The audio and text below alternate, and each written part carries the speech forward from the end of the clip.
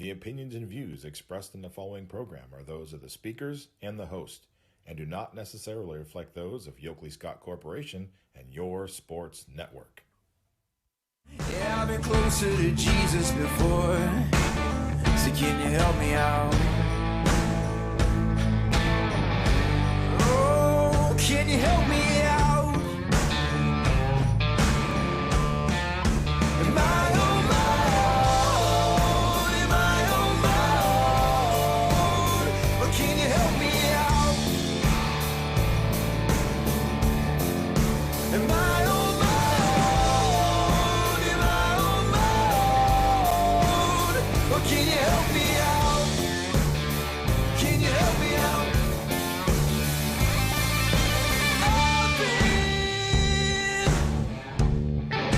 Scared to look in my soul.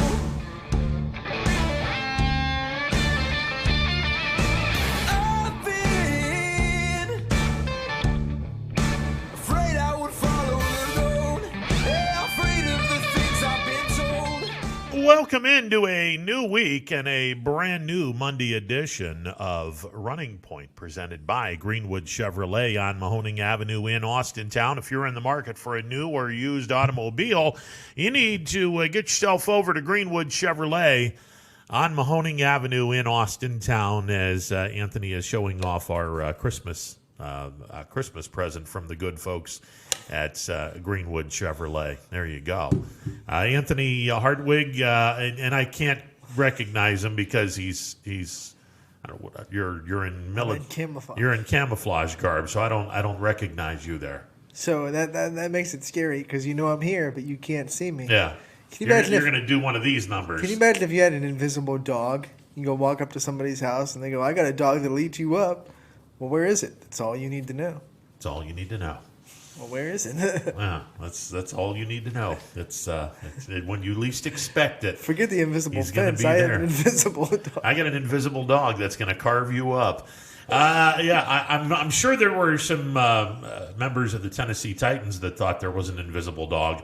We'll get to that in a little bit because we had a lot of basketball. I mean, not that I can remember any of it because I was too busy having some Not as stuff. much as we should have, Yeah. but that's another story. Yeah, Friday and Saturday, basketball all over the place. And, again, I saw the Crestview boys Friday night. Didn't see much of the game on Saturday. It was a comeback. Yeah, it was pretty nice. But there were some really good boys and girls basketball games played this weekend.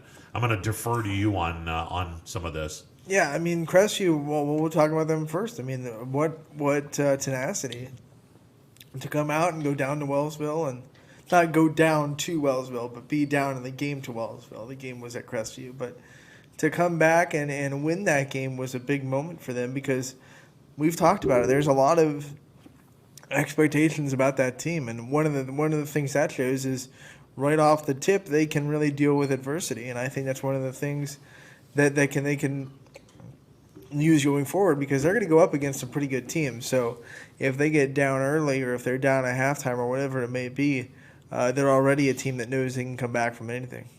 Yeah, there were some good games played over the weekend. Struthers knocking off Austintown Fitch in Austintown. If people Newsflash, Struthers is going to be good. Yeah, if people didn't think that Struthers wasn't going to be all that great, I think they reminded everyone Saturday night of just how special this team could be. It took them about a quarter to kind of get back into a rhythm against that Canfield game earlier in the week. But once they did that, they haven't looked back. Yeah, it was a close game with Fitch. They outscored them 27-14 in the fourth quarter, en route to a 77-52 victory over Austintown Fitch. Fitch now 0-2 on the campaign. Western Reserve played their first game of the year. So did Mooney on Saturday night. Mooney went into actually they were home hosting Western Reserve. They knocked them off 59-43. We made mention Lisbon's overtime victory over Crestview. Lisbon off to a 2-0 start, and we'll see where that takes them. But McCullough and Brownfield on Saturday night were And Thunder and Lightning. seniors, I mean, they're going to be senior led. Brownfield's a strong senior, and those are always dangerous groups when your best players are also seniors. They can really lead the team, and especially when we talk about the young talent that Lisbon definitely has on that roster. So when they have a senior kind of stepping up and leading the team like that can only mean good things for the Blue Devils. All right, and some girls action. Poland knocked off Norton. That was big because Poland was originally scheduled to play Waterloo on Saturday. Yep. Waterloo's county went into purple on Thursday, so that game got dropped Thursday night. Poland scrambled and found a game against a very good 2-0 already Norton team, and not much time to prepare for them. They just went down and won a close game. Very impressive bounce back from the Bulldogs after losing to Salem earlier in the week. Canfield went up against a team that's already played 7 games this year. And Kudos to Maslin Perry for having that many games on their schedule. And I was just thinking, how? Yeah. 7 already. I mean, the most anyone in this area has right now is 4. I think West Branch played their 4th. I mean, 7. Way to go, Perry. Yeah. And I thought Canfield played them relatively even. They were literally even for 3 quarters, and then Maslin Perry outscored Canfield 18-11 in the 4th quarter to get the victory. That's going to be Canfield's bugaboo all season is the depth, and they're not big compared to the teams on their schedule. Most of the teams on their schedule, I should say, because they're the smallest D1 girls team in the state, so they're going to have a lot of D1 schools on their schedule trying to get ready for tournaments. Perry D2, but they're a strong D2 team. So depth is going to be an issue, and finishing games in the 4th quarter is going to be an issue this year for the Cardinals. West Branch picked up their 3rd win of the season on Saturday night. They knocked off Chippewa 54-47. Chippewa falls to 1-2. West Branch, it was good to see them bounce back after their loss. Slowly but surely, that team is finding themselves. Every time they get on the court, they're getting better. A lot of new faces. We've said it before. Only returning 1 starter from last year's team that went to the state semifinals. And a lot of new faces. They have to get into rhythm on offense. They're always going to play good defense. But they're finally starting to kind of know where each other's going to be on the offensive floor. And you can see their kind of chemistry shining through when they get a really, really big win over a good Division III team in Chippewa. We made mention with the Trumbull County schools shut down until January. East and Cheney shut down until January.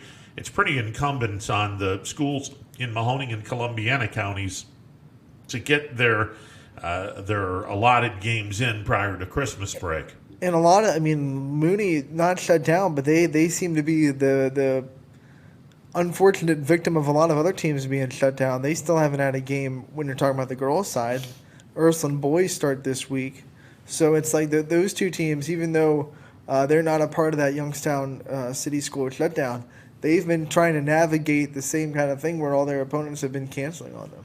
Yeah, it's going to be interesting to see what happens, and we've talked about this so often. It's if you're able to get 5 to 7 games in before Christmas break, then you have a pretty good chance of finishing out your 22-game schedule. For those that are shut down until January, the most you're looking at is about 15. Maybe some more games, but 15 is probably going to be the answer. And maybe this is the optimistic in me, but I think if you're playing at this point, unless you have a physical COVID test on your team, I think you're going to be safe from all these, like Trumbull County shut down and all the purple. I think all that's kind of done with. I don't think it's going to be going any further. So I think if you're playing right now and if you take care of yourselves and don't have any COVID outbreaks on your team, you should be pretty good for the rest of the winter. One would hope. I hope. One would hope. And the vaccine is coming, and I think maybe that turns into a game changer. I think if you made it through Thursday night, I think was a really big hammer to drop when a lot of counties went purple, and then it was still up to the schools because we knew that there were some teams in those counties that were still playing. I mean, Poland went and played in Norton, and Summit County was purple. So there are definitely teams in those counties that are still playing. It was still up to the schools regardless. It just made a lot of schools really gun shy, and a lot of schools just completely we're not going to deal with it because our county's purple. We don't want to be responsible for that, and I get it. That's their prerogative, but once again, still up to the schools. So, we saw Garfield play on Thursday night, even though Portage County went into purple. Now, they played that game, and then they shut down for the rest of the season. Well, for the rest of the, until January 4th. So it was weird that they were going to play, but everyone knew they were shut down. That was kind of funny. All right, so I guess, does this, who should be responsible ultimately for the decisions? Because I want uniformity everywhere. Well, from what I think, it's the superintendents in the school districts. I mean, I think they're the ones that kind of, run the hammer down and say we're not going to play or we are going to play. Now, whether or not that's right or not, because well as I do, some superintendents aren't exactly having their hands in the athletic programs and know exactly what's going on in those athletic programs.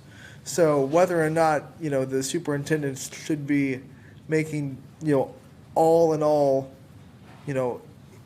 decisions by themselves about the sporting programs, I think that's kind of district by district. All right, so this week, a normal schedule, although, some of the teams may not be in action because of the fact that they have gone into January with no sports. But we will have a basketball games tonight on the network. I know I'm going to be doing Heartland Christian, so we'll see what happens. I'll be at Poland for their senior night. They're hosting Jefferson. DJ will be at South Range because they're hosting Struthers. I think Ian O'Brien just texted me. He's going to be at Ursuline. I think Crestview's playing at Ursuline, so he'll have that game. Is that the girls' game? I think so. Okay. Yeah. So multiple games on the network tonight, and tune in. It's free. Thanks to our wonderful sponsors, and just be glad that we have basketball. I know the teams that are playing are very grateful that they are. Win or lose, they're happy that they have the opportunity to go out on the court and just play, because so many teams aren't right now. Yeah, this is going to be interesting to say the least with everything going on, and it's schedule is going to be such where it is a very very strange. A point was brought up this morning to me is the kids that are paying to play. Right now, if their school is shut down, they're paying to sit at home and not play until January 4th, which is kind of, a lot of, you're paying $150 per season. You're paying for nothing right now, which is kind of sad. One would think that you would get your money back. Oh, not if you don't if you still get to play, you can't be, Well, that's true. You know what I'm saying? It's going to be weird. I'm sure there are some parents that are sitting there saying we're paying $150, and then if they have two kids playing, we're paying $300 for them to sit on the couch. That's why a lot of people are kind of upset right now. Yeah, it's. And Saturday I went to the Eastwood Mall to finish up Christmas shopping. That's in Trumbull County. It was packed, but we can't have sports. It was just one of those things that makes you scratch your head. Let me ask you, how many of those people were wearing masks? Oh, everyone I saw was, the Eastwood Mall made it mandatory, you got to wear a mask. But at the same time, you would have to wear a mask at a sporting event. Yeah. And so we can't have, even if it's sports with parents only, you have 40 people in the gym. Can't do that, but we can load up the Eastwood Mall because, hey. It's shopping. It's Christmas. You cannot shut down Christmas. Nope. And if you did, you'd deal with a lot of bad things. Well, I guess so. One thing going on at YSU, we finally have basketball that will be played at Youngstown State. This is now official. It was not official this morning. It jumped into to the Vindicator, but Rob Schmidt just gave me the all clear sign on this. YSU will be taking on Bluefield College. It's an NAIA school out of Bluefield, Virginia. That is going to be a 7 o'clock tip on Wednesday night at Beagley Center. So Bluefield College, they're 2-4. They're an NAIA school. They will be Youngstown State's opponent. And, Anthony, right normally now, you'd want to play an NCAA team, whether it be D3, D2, D1, but the pickings are so slim right now, you're going to take anybody. We talked about it with Rob. You just want to get on the floor against someone that's not yourself so you can see what you've got and how your kids compete. There are a lot of things we talked about it in football a little bit with the different teams. If you're playing a team that's dramatically less talented than you, there are still a lot of things you can go out and execute no matter who you're playing that coaches can look at and see, are we running this right? Are we executing this set right? Or did we just get this bucket because the team's less talented than us? So a lot of things that you can still develop and evaluate no matter who you're playing or how big the talent gap is between who you're playing. This will be the first time that Youngstown State has played a basketball game since March the 5th in Chicago, when the guys were eliminated in the quarterfinal contest in the Horizon League tournament. So about 10 months. They haven't been in the gym in weeks either. So I mean, 9 months. Yeah. I mean, forget not playing a game, but they haven't been in the gym to practice for a while because they've been quarantined. Of course, they got a couple weeks in before that. But you're coming a little bit cold. You know, I don't know how much time they'll have before that game. I don't know. When does their quarantine end? Well, the quarantine's been done. It's been done. So they've been practicing, it's been done. right? So they've been practicing. So they got some time to. And then when was this game? I wonder when this game was like finalized to kind of prepare for the team and you know go through all of the. Well, it was officially finalized 5 minutes ago when Rob Schmidt gave me the okay. Because that's one of the things you also want to do is go through your team scouting process. You know, you kind of figure out how your players kind of deal with preparing for the other teams, and you kind of look into how your young players are dealing with the demands of college athletics of really preparing for your opponent. So those are another thing that the coaches can really watch this week and kind of evaluate their players on how they prepare pregame.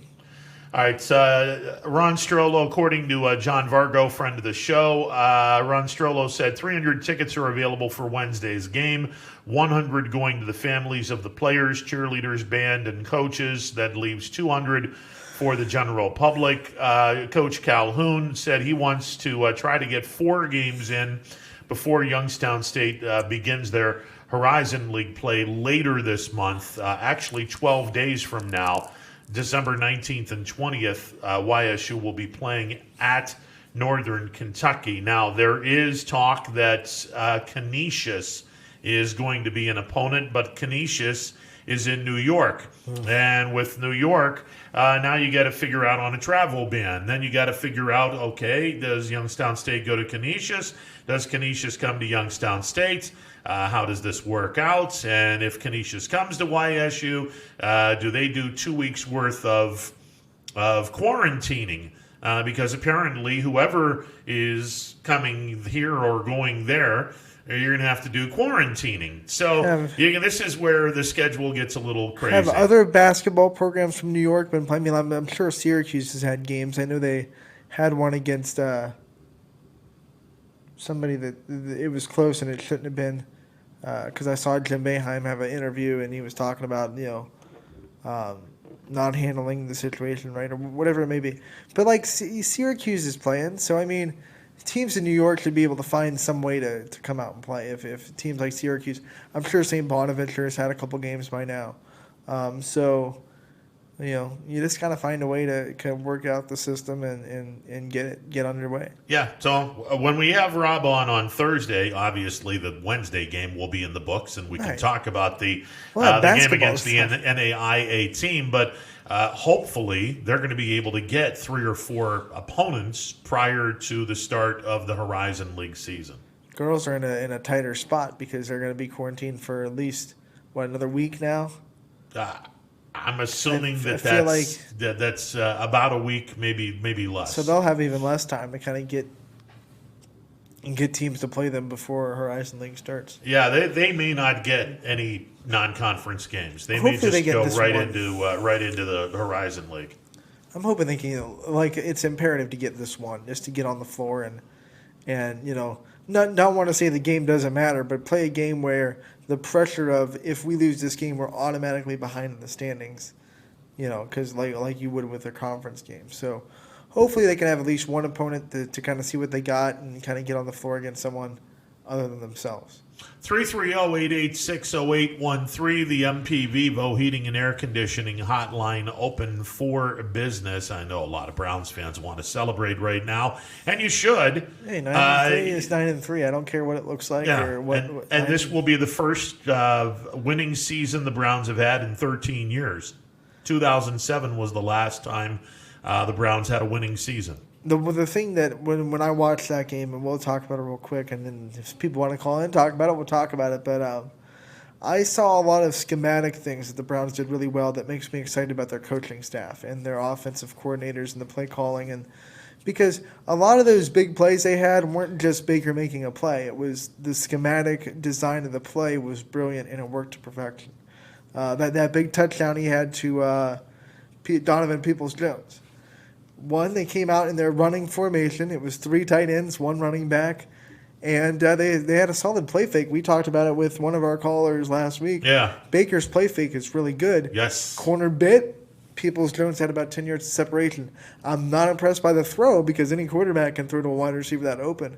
I'm impressed by the schematic execution of that play and running it at the 1st and 10 and being able to take that shot. That's something that we haven't seen from the Browns in a long time. It seems very cohesive, and they execute a really wonderful play call. That might have been the best first half of Browns football that I've seen since the team came back in 1999. It was probably statistically the best first half of football since the team came back. Yeah, I was impressed by that. But and look, before I even go into this, I'm going to say 9-3 is an unbelievably great record, and they are going to finish. Are you about to rain on? No. The Browns fans? They're going to finish higher than what I thought, because I had said 9-7 or 10-6. It sounds like you're brewing up some storm clouds. No, all I will say is, and they're not the only team that's done this. My Bills have done this for 3 years, and it pisses me off. When you have someone down, you have to put the foot on the accelerator. You cannot coast. And they did. And it damn near cost them. And it's a lot easier said than done. I don't think, looking at the first drive in the second half, I don't think the play calling was necessarily bad. You have one of the best run offenses in a while. So eating up clock in the second half when you have a big lead shouldn't be hard. It was execution, and Titans seemed to capitalize on every single time the Browns made a mistake or the Browns had to punt. It was like the Titans and Tannehill made so many plays, and they were like this close. If they could make one more play, they could have made that a game. It was wild. It was a wild second half. I give a lot of props to Tannehill, and because a lot of people boo-hoo him because he made a lot of plays in that second half to make that game even close. Well, the second half got close because Cleveland went conservative, and I'll say this. And this is but Tannehill made a lot of good throws. I get that, but the reason why he was able to do what he did was because the Browns' offense went conservative. And I'll say this. Conservative is, and this is not a religious take, conservative is the antichrist of sports. But it is. The Browns' offense is already a conservative mindset because they want to run. Run first. Well, they didn't in the first half. Run first, set up the play action. You have the best running. running. So your offense is built to really maintain a lead and then eat the clock and get kind of conservative. So I don't blame them for doing that. I just blame them for not executing that game plan and going and you should run down the Titans' throat in the second half. And obviously that didn't happen. Well, I'm just going to sit back and go, look, keep doing what you're doing and keep the foot on the gas pedal for 3 quarters. And then when you have your large lead, impose your will and tell everyone, okay, now we're going to run it down your throat. The polar opposite of not being conservative, the Jets' defense was way over-aggressive, and Greg Williams fired on the spot. He's no longer the defensive coordinator. When I was watching that and I saw the Jets put an all-out blitz, I said, this game's over because they got Henry Ruggs, who is basically a carbon copy of Tyreek Hill. That's why they drafted him. And they have him in press coverage. It's done. As long as they don't get to Carr before he gets the ball off, this game's over. And I knew it before the snap. Yeah. Because of how the Jets were lined up. I'm like, why are you? I know you have nothing to lose because you're the Jets, so you might as well just try to blitz him and not give Derek Carr the time to just comfortably make a throw down the field. But at the same point, it's like, well, the conspiracy you went way over aggressive on that point. But the conspiracy theorist in me is now coming out and saying, okay, did these guys really do this because they want to keep the number 1 draft pick? I hate that. No, I hate that sentence. I cannot, in my mind, imagine that a pro I agree with coaches what and you're about to players say. want to lose a game. I I don't agree care with if what you're you're 0-11. I don't care if you're. I mean, everyone on that roster and everyone I think on that coaching staff wanted to win the game. Yeah. And if Greg Williams, if they get a sack on that player, if they don't even let Derek Carr throw the ball, Yeah. brilliant play call, blitz him. It's great. It didn't work, and that's why he's fired. You take that risk. I don't think it was I don't think they'd fire Greg Williams if they were okay with that decision. All right, so I thought it was pretty interesting that it happened. looks weird. But It's a bad look, but I It don't is. think it's tanking. I don't think it is either. Because but- no one wants to go 0-16.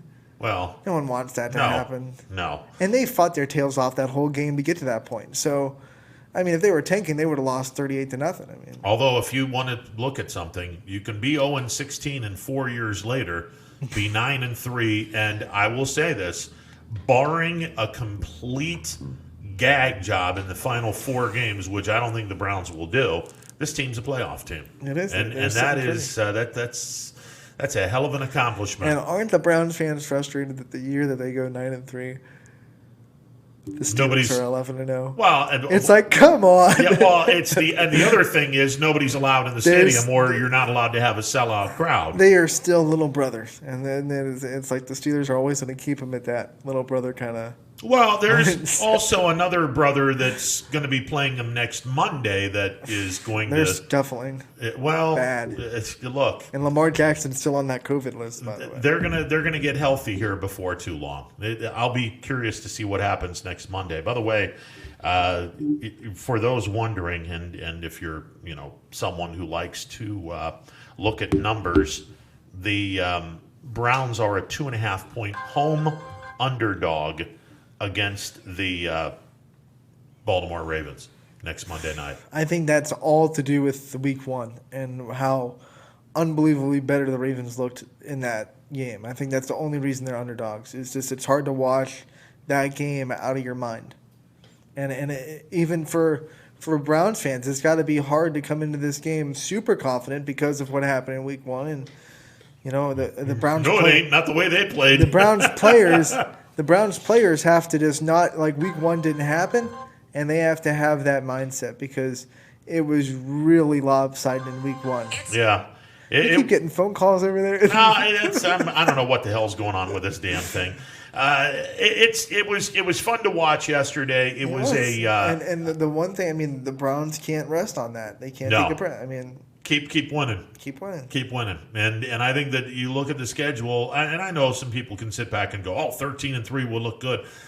If you can win 11 or 12 games, I think that would be a gigantic step in the right direction. 11 probably clinches a playoff spot. So I think 11 will. 10 may not get you a no, playoff because there are a spot couple in teams this that are conference. 8-4.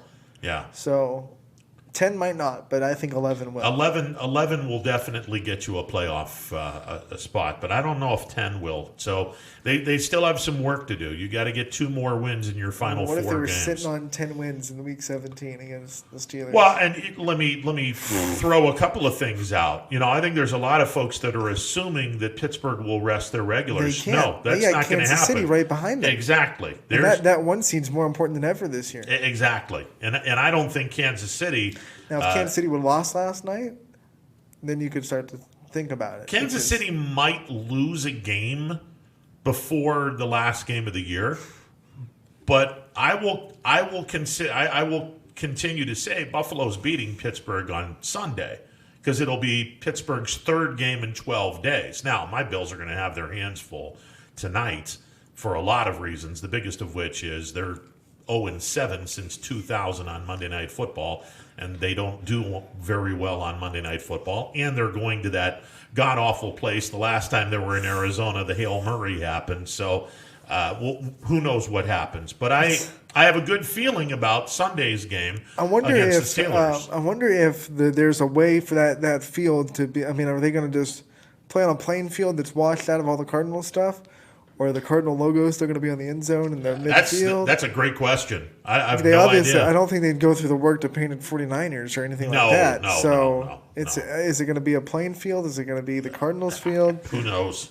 This is going It's to be weird. one of those weird, irrelevant questions that pops into my head. It's going to be weird. And then the the prelude to the Monday night game is going to be the late afternoon Steelers-Redskins game, where the Steelers could go 12-0. Now, of course, you wonder the field conditions tonight because Arizona played a home game last night. So they played on that field just less than 24 hours ago. Well, that's turf, isn't it? Yeah, but I mean, it's still kind of. I guess it doesn't matter as much when it's turf. Yeah. It's real grass. It's just they wheel it in and it's that quote unquote real grass. It's not like the turf like in the Brady Bunch. It's not like New Orleans turf. Yeah. It's not Minnesota turf. Yeah. It's like it's different. You've seen they wheel it in. Yeah. It's weird. They grow it, so it's got to be something other than this fake grass. Yeah, it'll be interesting to see what happens, but that's a 8:15 start. 5 o'clock this afternoon, Redskins taking on the Steelers. Steelers are a 6.5-point favorite. This line has gone down dramatically. Now the Redskins kind of have to win it to if they want to stay in that division race because the Giants went and beat the Seahawks. Yeah. So a lot of pressure on Alex Smith. And Washington defensively gets after quarterbacks. They're good. I mean, they got Chase Young back there, and they're starting to play really good football. I think they've won 3 in a row. So, and I think Alex Smith is one of those quarterbacks. I've said it before. He doesn't lose you games. He might not make the plays that quote unquote win it. Yeah. But he doesn't lose it. He won't throw 3 picks and lose you a game. So. Be curious to see what happens there. And again, that's a 5 o'clock game. The Bills and Niners at 8:15. Steelers, I would be surprised if they don't win. And then Tuesday will finally end the season or end the week as Dallas will be in Baltimore taking on the Ravens. That's an 8:05 start, and the Cowboys are going to have to win this game if they have any hopes of winning the god-awful NFC East. They're a dumpster fire. Yeah, well. I mean, I say they're way too talented to be this bad. Well, they're hurt. I know they're a little bit hurt. A little bit. Their whole offensive line is hurt. But they're still. I think there's more talent on their roster still than the Eagles and the Giants. And it's just their organization is just a dumpster fire. Yeah, it's nice. If you're a Browns fan, it's nice to hear someone else's organization is a dumpster fire now that you're 4 years removed from 0-16. Actually, 3 years removed from 0-16. Because 2017, 0-16. 2018, they went 6-10. 7-9, and then took a step back, went 6-10, and now they're 9-3. So it's been a fun ride for all the with for the OBJ Browns. off the field. I think they're better without him. I agree with you. I know that a lot of people would sit back and go, "Well, how can you say that?" Well, it's weird. It's like Matt Stafford looked better the year that Calvin Johnson left the Lions. It's weird to think, but he was forced to spread the ball around a little bit better. And I think now Baker Mayfield, he doesn't have to worry about OBJ has to get his touches today. So because of that, he's spreading the ball out a little bit better. From that perspective, that's the reason why the Browns are better off right now, because you don't have to worry about walking on eggshells if a guy doesn't get his. And even though he wasn't causing those problems, he's liable to because he's done it in the past. So that's always in the back of your mind, man. If I don't get OBJ touches, he's going to be a problem. And then now that he's off not off the team, but he's off the field, so you don't have to even worry about that. The 2 guys that I think have stepped up in a big, big way. First of all, Hollywood Higgins. He is a fantastic player, and he's been Baker's security blanket, and I'm glad that he is now getting the reps and whatnot that he needs to get. But Donovan Peoples-Jones dropped that route. What should have been a touchdown pass in the first quarter, more than made up for it with the double move that he made for the touchdown in the second quarter. That double move plus the play action was the deadly 1-2 punch. I mean, the cornerback bit on the move, and then he also bit on the play action, at least 10 yards of separation. Yeah. It was a great route. Yeah, Donovan Peoples-Jones was he had a really, really nice game after the drop pass, and he did a pretty nice job with punt return. Did you see what Baker said after they asked him, like, what's changed and why are you playing so well? He goes, I just think, before I do something, I think, would an idiot do this? And if the answer is yes, I don't do it. It's a quote from The Office, but it was just like, Yeah, cool. there you go. Okay, there you go. I got him quoting The Office. I got a writer from The Athletic quoting Shawshank Redemption. I mean, this is good. We've made pop culture and sports relevant. Yeah, no kidding. We've been doing this for years. Come on. Yeah, we've been doing this since, I don't know, March or somewhere around there, man. or February or whatever time we started this. I think it was March. Yeah, March. Yeah, it was in March. So, yeah, we've been trying to make pop culture relevant Especially since March. when we were tap dancing Yeah, in the spring. Oh, exactly. Let's not go back there. Yeah, no kidding. That was a dark place. That was a dark time. Hey, by the way, speaking of tap dancing, Saturday, does Ohio State tap dance and not have a game against Michigan? Because it just feels like they're not going to play. As far as I'm concerned, they're one of the top 4 teams in the nation. Couldn't get that word out, but Yeah. I don't see anything on tape that tells me that Texas A&M or Florida. I mean, I know if they beat Bama, we'll have a different story. But right now, I see nothing on tape that tells me either of those two teams are better than Ohio State or anyone that I see. So I can't put anyone ahead of them because I know they've only played 5 games, but the tape doesn't lie. And on tape, you watch it, and Ohio State just looks better than those teams. Are they looking better because their competition See, is garbage? That's always the question. It's like, Yeah. I don't know. But you can't. I mean, they're beating teams by 52 to. I mean, Yeah. You can only do so much, and I think it's a damn shame the Big Ten is a dumpster fire this year of this all is years. what Clemson goes through all years before Notre Dame, before this year. They're playing nobody, and it's like, how do we evaluate this team because they're just blowing out teams left and right? It's the same thing with Ohio State. It's just you gotta look at things, and they got football people on that panel. You got to look at things to go past just being more talented than the other team. Yeah. I don't know if they're going to play on Saturday or not because a part of me is like, okay, if Michigan is able to do this, they're going to play if they can because it's the game. Yeah. You know. But I'm looking, and I don't think I've ever in my lifetime seen one of these two teams favored by 30 points in a game. They are a 30-point favorite against Michigan. That I can't wrap my head around. Not that I can wrap my head around much with this dome, but I would hesitate to take that. Like that's 30 points is a lot. yeah, but Michigan is know, just so god awful. They are. I just and they didn't play Maryland, and I don't know. I honestly don't know if they're going to play this game. And you know the Big Ten's already said, hey, we're gonna let the Buckeyes in there. Remember way back when, before the season started, when Ryan Day said, "If we can put up 100, we will." Yeah. Oh man, he could.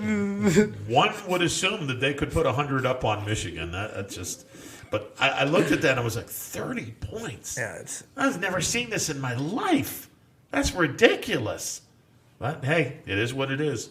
So we'll keep an eye on that. But there's no guarantee that game's going to be played on Saturday. And if there was any doubt that Northwestern isn't even on the same level as Ohio State or even in the same chapter of the book, we did away with that this weekend when they dispatched a Michigan State who beat Northwestern. Yeah. So and you know, maybe Northwestern can say, okay, we had a hiccup. Well, that's a pretty bad hiccup. That's not a hiccup. That's a loud belch. That's not a hiccup. So we'll see what happens with that. And again, the Big Ten will have Ohio State in the conference championship game because, frankly, if they don't, then they realize that they have no chance of getting a playoff team. So they have to break their promise. So they'll find a way. It's not like whatever it takes. It's not like we haven't had anyone break their promise before. Politicians do it all the time. 330-886-0813, the MP Vivo Heating and Air Conditioning Hotline, open for business. Running Point Monday edition, presented by Greenwood Chevrolet on Mahoning Avenue in Austintown. With you till 3 o'clock. Dana Balish will be checking in at 1. Breaking news that we'll let Dana take a hold of. We're gonna talk a little bit about that at 1 o'clock, and there's going to be a new face on the sidelines at one of the high schools next football season. We'll let Dana explain that one. YSU playing basketball on Wednesday, and again an NAIA opponent. But hey, pickings are slim. We're gonna grab whoever we can grab and just go from there. And again, high school basketball, kind of sort of in gear, not in full gear, but we got enough teams going on. Yeah, we're playing. We got enough teams going on where we can make some noise for sure. All right, 330-886-0813. We'll take a timeout on the other end. We'll take some phone calls. It is a Monday edition of Running Point presented by Greenwood Chevrolet on Mahoning Avenue in Austintown. Back in a bit. 21 News. Let's get right to our top story tonight. More experienced reporters. A new Wilmington restaurant. GM Lordstown. Telling more local stories. We'll look at efforts Boy to is curb recovering from a broken around our Good valley. community in Niles. We are here in Youngstown, right up. Because you expect It's important for everyone. No place like home. more local news. In Mercer County Before Court. they become life threatening. 21 News is our valley's #1 local news. Welcome home to a home made homier with Baird Brothers Fine Hardwoods.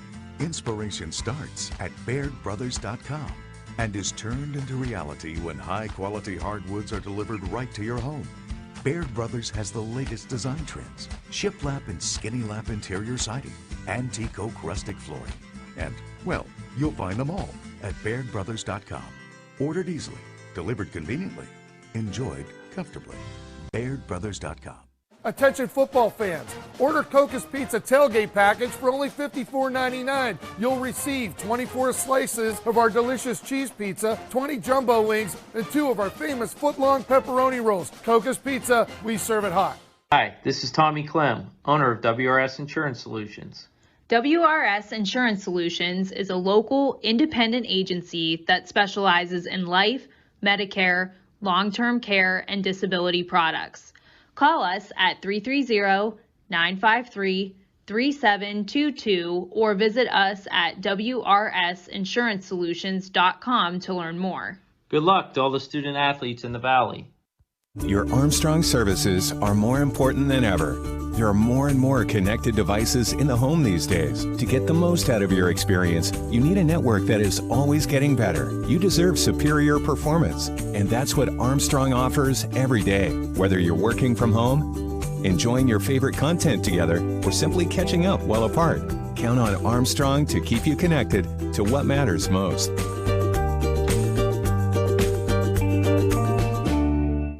I went to Greenwood Chevrolet because I was really interested in looking at the tracks. Because I wanted my dream truck. Because I've been going there for 20 years. I think whenever we go there, whatever car we're looking for, they have tremendous inventory. If you're looking for people who care about you, Greenwood is the place to go. You know, it's like family there. The girls know me in service. It's Miss Kim in the Tahoe. I'm really happy that I went to Greenwood Chevrolet. Because they really went the extra mile for me. Now we're going the extra mile for you, only at Greenwood Chevrolet. For heating, cooling, and indoor air quality, the Mahoning Valley trusts MP Vivo Heating and Air Conditioning, offering worry-free repair, service, and installation. Call MP Vivo today for a free estimate. MP Vivo Heating and Air Conditioning. We're your energy-efficient experts. Welcome back to a Monday edition of Running Points presented by Greenwood Chevrolet on Mahoning Avenue in Austintown. Ron Potesta with you alongside Anthony Hardwig. Okay, Anthony, let me throw this out to you. Give me the most surprised game of the weekend, and give me the team. It could be boys or girls basketball that impressed you the most this weekend. Biggest surprise game? You mean like who I didn't expect that to happen? Yeah, you could go win or loss on this. It doesn't matter to me. I was pleasantly surprised. Not because I didn't think they would win, but the way West Branch played a full game of extremely good basketball against Doylestown Chippewa. I think that was a pleasant surprise, just to see them really start to get in sync with each other and start to mold as a team. Because, like I said before, when you have that many new faces, it just takes some time to get an offensive rhythm and to kind of learn where each other's going to be and have a kind of in sync with each other. When are you going to make a cut? When am I going to make a cut? When should I go set this pick, et cetera, et cetera. So it was fun to see them kind of play a complete game where they looked in rhythm most of the time. All right, I'm going to go on the boys' side of this because I was stunned that the West Branch boys were beaten by Alliance on Friday night, 46-41. West Branch boys are going to be a whole bunch of fun to watch this year, but Alliance, and the game was in Aviator country, but Alliance really did a number on West Branch. And it was a close game, 46-41. Alliance played a great defensive game against West Branch. I didn't obviously see the game, but when I'm looking at the stats and I'm looking at the breakdown, I think Alliance did a good job making West Branch one-dimensional, kind of keeping them off the perimeter, taking away their jump shots, and trying to clog up the middle as much as they could. Because West Branch is going to get a lot of their points from their guards. I think their post players are more defensive and rebounding and maybe getting some shots off of that kind of thing. But a lot of their points, especially in the game that I did against South Range, came from their guards. So maybe Alliance has some really good on-ball defenders, and when your guards are struggling to find room, it can be an offensive struggle. But we saw how much their defense is going to keep them in games. I mean, holding a team to 46 points when your offense is struggling, that's impressive. All right, 330-886-0813, the MP Vivo Heating and Air Conditioning Hotline. How about open that? For business. The Lisbon Crestview game going into overtime, though. I mean, yeah, that was. I was in and out of watching the game on the network, and I was more concerned with some other stuff going on from the weekend that I won't get into. But when I came back, I saw that the game went into overtime, and that Lisbon and Crestview had played a back and forth, well-spirited game, and it just Lisbon had a really nice performance by McCullough and Brownfield. I think what they combined for 59 points. I mean, it was an unbelievable job by Lisbon in that game, and Crestview was living on the edge Friday because they had come from behind with a real strong fourth quarter to beat Wellsville, and I guess. And again, I can't speak to it because I didn't listen to the whole game or watch the whole game.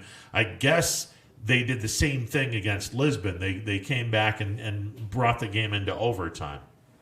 Yeah, and once again, that Crestview team, they proved that they can come back from a lot, but you got to finish. And Lisbon, props to them. Like you said, the two players that really combined for most of their offense and seniors and being able to have a lot of young talent, but then have someone like Brownfield just kind of step up and lead that team as well as a senior. So great job by the Blue Devils to kind of get that it's a signature win because a lot of people expect a lot of good things from Crestview this year on the boys' side of basketball. Okay, we get some breaking news, and I thought this was going to happen. The D6 and D7 All-Ohio football teams have been announced. Bo Brungard is the co-offensive player of the year in the state of Ohio. He, along with Miles Blazengame from Coldwater, both of these guys are the co-defensive players of the year, offensive players of the year. Jake Hurst from Mechanicsburg, the defensive player of the year. And and you'll pardon me, I'm skipping down here real quick to see the D6 and D7 as far as first teamers. And Bo Brungard, obviously, first team in the state of Ohio, as well as the co-offensive player of the year. I see that Keaton Baker, the wide receiver from United, is on the first team. Brady Brungard, first team all offensive lineman. Clay Medvick first team all kicker. As we go to the defensive side of things, again, and pardon me because I'm reading this as fast as I can. Brutus Ogilvie from United, second team quarterback, Division 6, state of Ohio. So congratulations to him.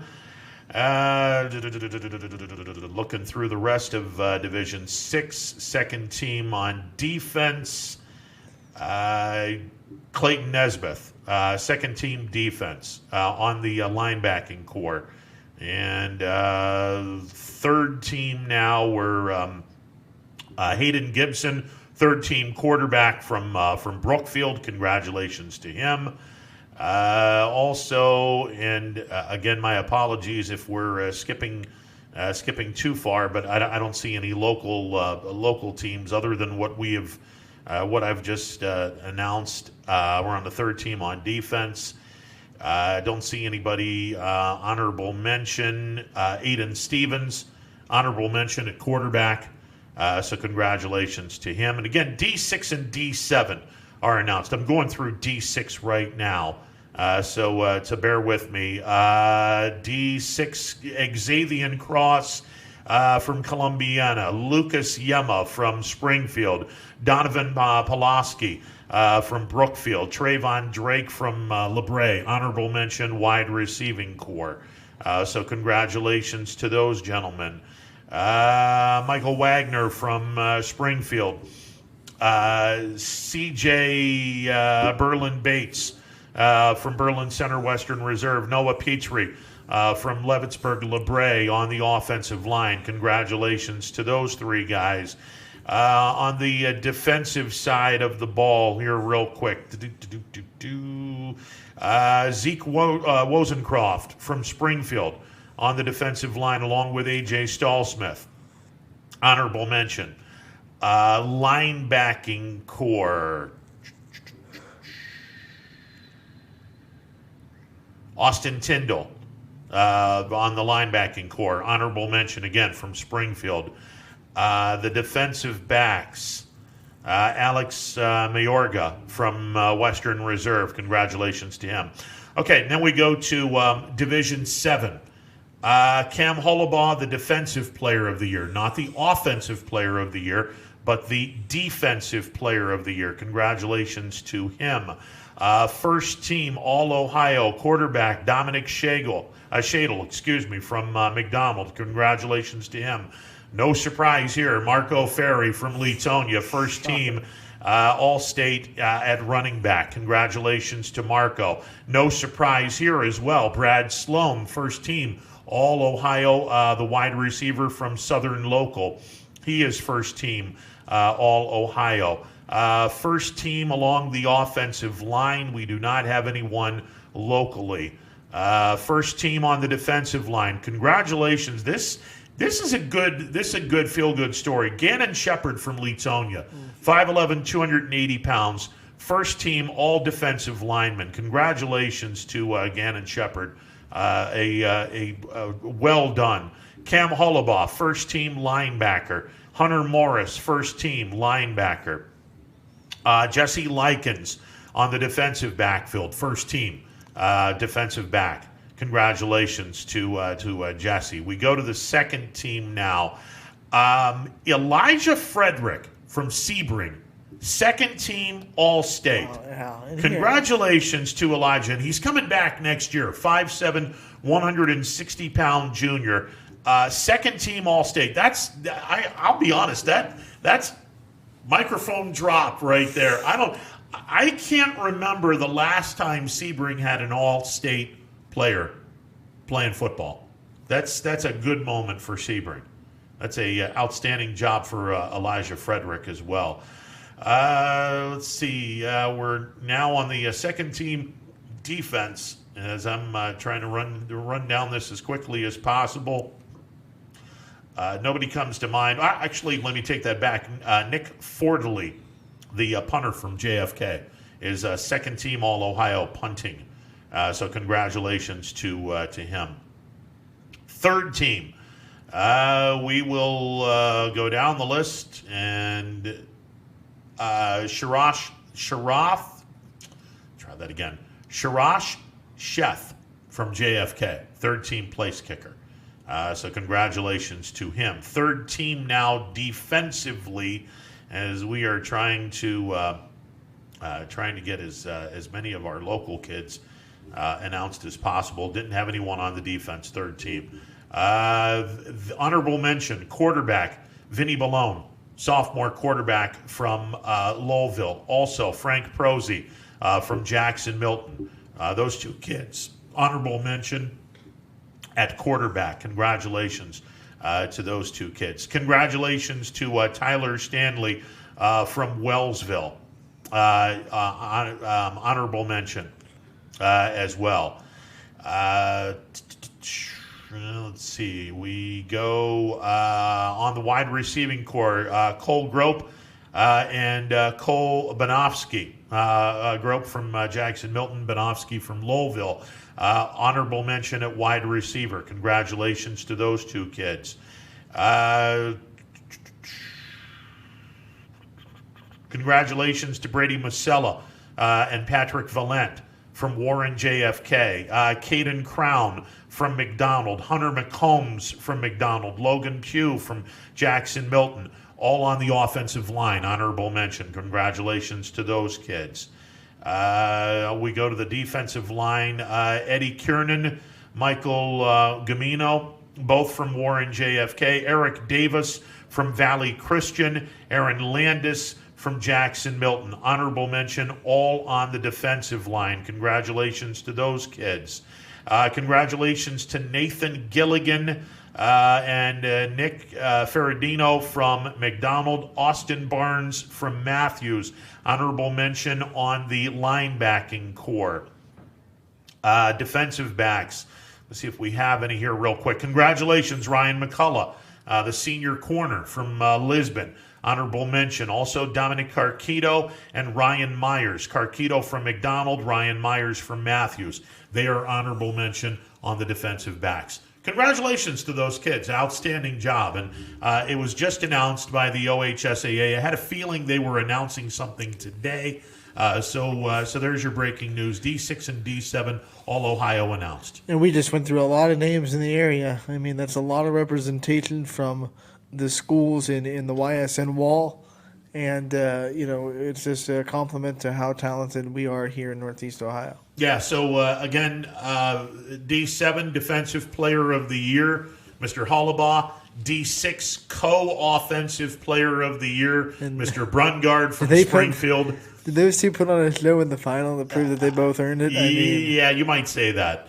You might say that. I was a little disappointed Marco didn't get Co-Offensive Player of the Year in the state of Ohio, but he got first team, and that's a great honor. So that's good stuff. All right, we're going to take a timeout. Dana Balish from TV 21 will join us. We get some breaking news. We're going to have a new man in charge for a very prestigious high school on the football sidelines next year. We'll talk about that with Dana Balish. That's coming up in a bit. Stick around. It's a Monday edition of Running Point presented by Greenwood Chevrolet, Mahoning Avenue in Austintown. Back in a bit. 21 News. Let's get right to our top story tonight. More experienced reporters. A new Wilmington restaurant. GM Lordstown. Telling more local stories. We'll look at efforts boy is recovering from a broken around our valley. Community in Niles. We are here in Youngtown, right up.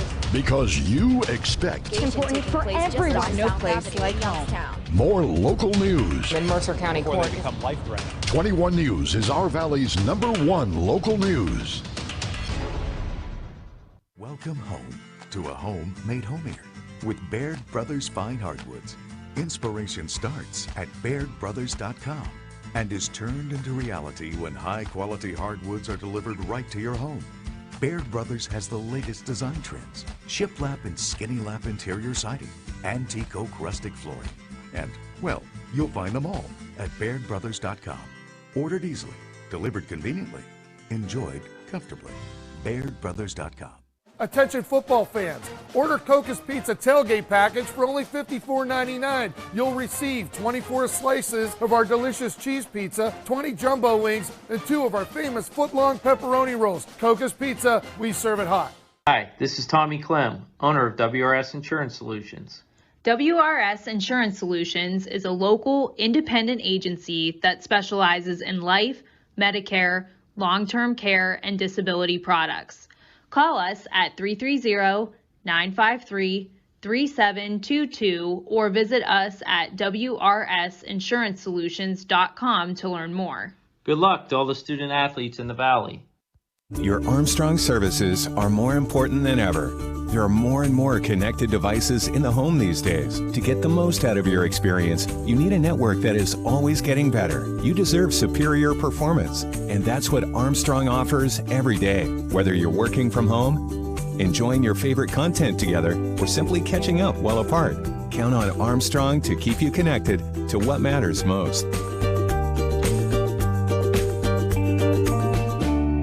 Welcome back to a Monday edition of Running Points presented by Greenwood Chevrolet on Mahoning Avenue in Austintown. Ron Potesta with you alongside Anthony Hartwig, and joining us as he does every Monday at this time on the MP Vivo Heating and Air Conditioning Hotline, 21 Sports Director Dana Balish. Dana, how are you today, sir? Doing well, Ron. Yourself? I'm doing well. Okay, so news broke I don't know, about an hour or so ago, and you were pretty much all over this, and Joe Ignazio stepping down as the head football coach of the Boardman Spartans. Dana, what's going on over there in terms of, did he give a reason, or is this just out of the blue? No, Ron, I think there was some thought into this. I think, I heard some rumors throughout the year, even dating back to last year, that, Joe may want to go into administration, and that takes a lot more time than coaching football. I know he has a young family and that sort of thing, and I thought this would come to a head prior to Christmas, and Joe submitted his letter of resignation to the superintendent this morning, and they are beginning the process of looking for the next head coach at Boardman. Boardman is one of those jobs. Obviously, it's a Division II job. It's one of the bigger schools, but I can't remember the last time Boardman has gone outside the system, if they've ever gone outside the system to hire a coach, a football coach, that is. So if that holds true, I think Boardman would draw lots of interest from the outside. I just don't know if they're going to head in that direction. But I certainly think, Joe was there 8 years, went to the playoffs 4 times. And again, I just think when you're there for a long time and, your best record was 6-5, Joe probably just wants to take another step in life and do what he wants to do. Danny, you brought something up that, as someone who was born into the Boardman School District, left there really early, but Boardman has that reputation where they hire their own people. That's not a bad thing. That's actually, familiarity is a wonderful thing. But I would be curious to see, because this job could be all kinds of fun for someone, because Boardman has some pretty impressive talent in the pipeline, and I'm going to be real curious to see if Boardman does something that they, frankly, have never done before, and that's hire from outside the Boardman family. Well, Ron, when Austintown Fitch was open, I thought they would get, just because it's a big school, it's a Division II school. When they were open up a couple of years ago, I thought they would get, close to 100 applicants, and it was not even close to that. It was more like 25. So I'm not going to make predictions on, on how many applicants, but, I think this is a job that it's Division II. You're kind of an independent, if you will. And again, they had some lean years when Joe first started. I think he went 1-9 and then 2-8. But, you go to the playoffs 4 times out of the last 8 years. I think it's a good program. I think it's a program that's heading in the right direction. And, we'll see what happens. I think, it's the 7th job that is open locally now. There's some jobs out there. And of course, they to focus on the positives of this situation. When you look at, what Boardman has, what their program has right now, what makes this job so appealing for whoever is going to step into that position? Well, I think the number one thing that makes it appealing is it's a Division II school. So I think that makes it appealing. I think you have great facilities. You play, some local teams. You're playing your Moonies and your Ursulines and your Fitches and your Hardings. So you got to find some games. But I think it's it's a big school, and I think that will draw. I think that's the main reason. I think it's because you're a Division II school. I think some guys who may be at some Division Fives or Division Six, not locally but around the state, are going to look at it and say, okay, do I want to try to take this next step? The big thing is, and again, it's out of our control. Is there a teaching job open? Because if there's a teaching job open, I think that influences and that makes the job a little more appealing. If there's no teaching jobs, then I just don't know. No one knows. But I think some current head coaches locally will take a look at this job and say, okay, do I want to go to that next step? So I think it will draw interest locally. TV21 Sports Director Dana Ballas joining us on the MP Vivo Heating and Air Conditioning Hotline. Also, breaking news this morning that was made official this afternoon. Youngstown State has an opponent from the NAIA. The YSU men will be taking on Bluefield College, who already has 6 games under their belt. Penguins will be playing Bluefield College on Wednesday night at 7 o'clock at Beagley.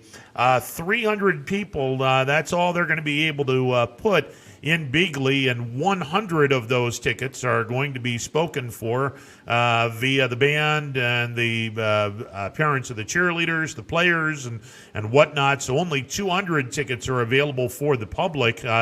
This is certainly going to be interesting, to say the least, as to how YSU does this on Wednesday, Dana. Well, we just got off a Zoom call with Coach Calhoun, and I think it's a case of where you got to play with the cards you're dealt with. They've had a couple of practices, more than a couple. They probably had 5 or 6 practices. They're going to play a game. Then they're going to head into conference play in a couple of weeks. The week of December, 19th and 20th, they're going to open up at Northern Kentucky. So they're going to get at least one game, and they're going to play Canisius a week tomorrow on the 15th. Whether it's home or away, no one knows. The women's team, Ron, they open up league play this Saturday, and they will not play a league game or a non-conference game. So, it's a little tougher on them. The men were quarantined for 21 days. The women were quarantined for not that long. So it's going to be, these games are going to be scrimmages until you kind of get into your rhythm. We asked high school coaches this on Friday during our show, and I'm wondering, from your perspective, what might be some blessings and disguises that these teams can going forward from all the stuff they've gone through in the last couple of weeks? Well, I think first of all, if everyone's playing kind of by the same rules, but if Northern Kentucky, who the women open up this week, weren't quarantined and been able to practice, they're going to have the upper hand. I think when you go on the road, obviously, that's against you a little bit. I just think you got to take it day by day. I think you got to, start the season, do your best. No one's going to lose a year, and that's what Coach Barnes kind of stressed today. If you're a freshman this year, you're going to be a freshman next year. So it's experience for them. So I just think both programs got to take it day by day and game by game. Dana Ballas joining us on the MP Vivo Heating and Air Conditioning Hotline. And Dana, I know you guys are busy as all get out on the weekends and during the weeknights when there's high school basketball in action. It's kind of a crapshoot as to who is playing these days, but the teams that are still very much playing, I gotta believe that they're going to have some kind of an advantage when the calendar flips to 2021 against the Trumbull County schools and the schools in Mahoning County and Southern is another team that has shut down its sports until January. So I got to believe those that are not shut down, they're going to have a pretty big advantage going into the new year. Well, and again, it's just that game time you have on the floor, Ron, and you're right. You can't take that away.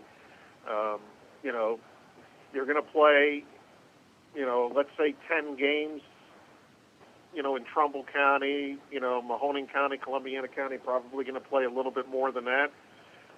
You get to the tournament and go from there. But I think 10 games is better than none. I think the Trumbull County schools are itching to get back. Their, order ends on December 22nd. We'll kind of see where we are there. But it's just a crapshoot, Ron. It really is. I mean, you just don't know day to day who's playing, who's not playing, who's able to practice, who's not able to practice. And I think each coach is kind of saying, we're blessed.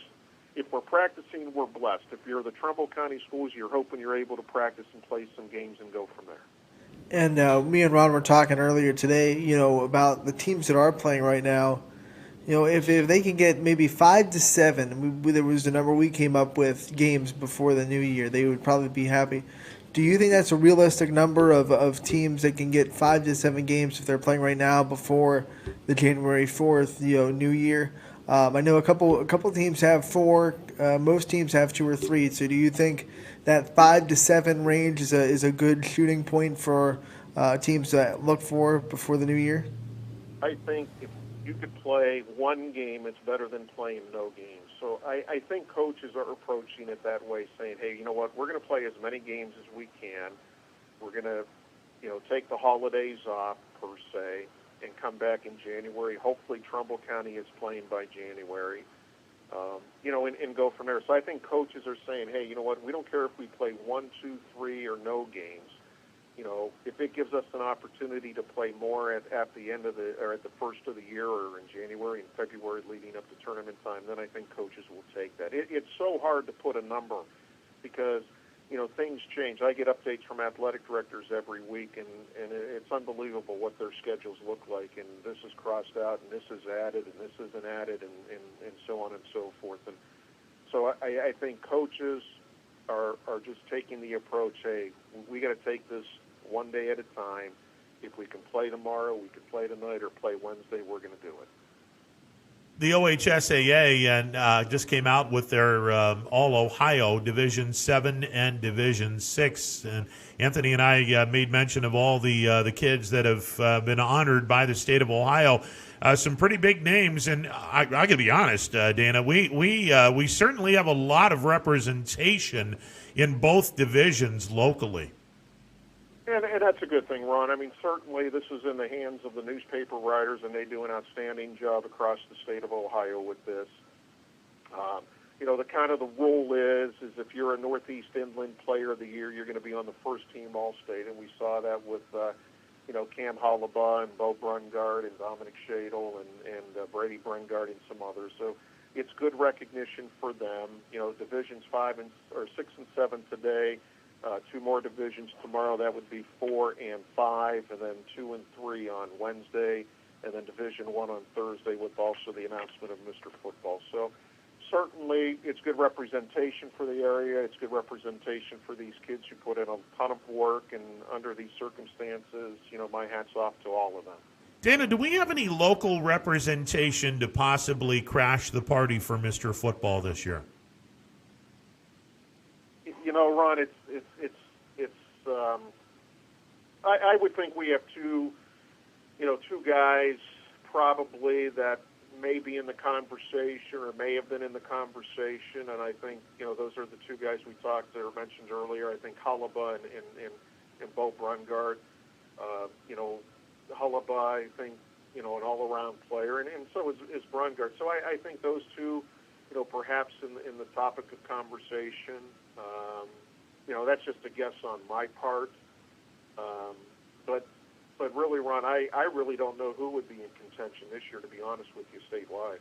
Yeah, this is just a weird year. I'm just glad that we were able to finish what we started, and the fall sports behind us, and now hopefully we can finish what we start with the winter sports. Dana, before we let you go, I know you're a huge Browns fan. Your impressions of the dominating performance in the first half by the Browns in their victory over the Tennessee Titans yesterday?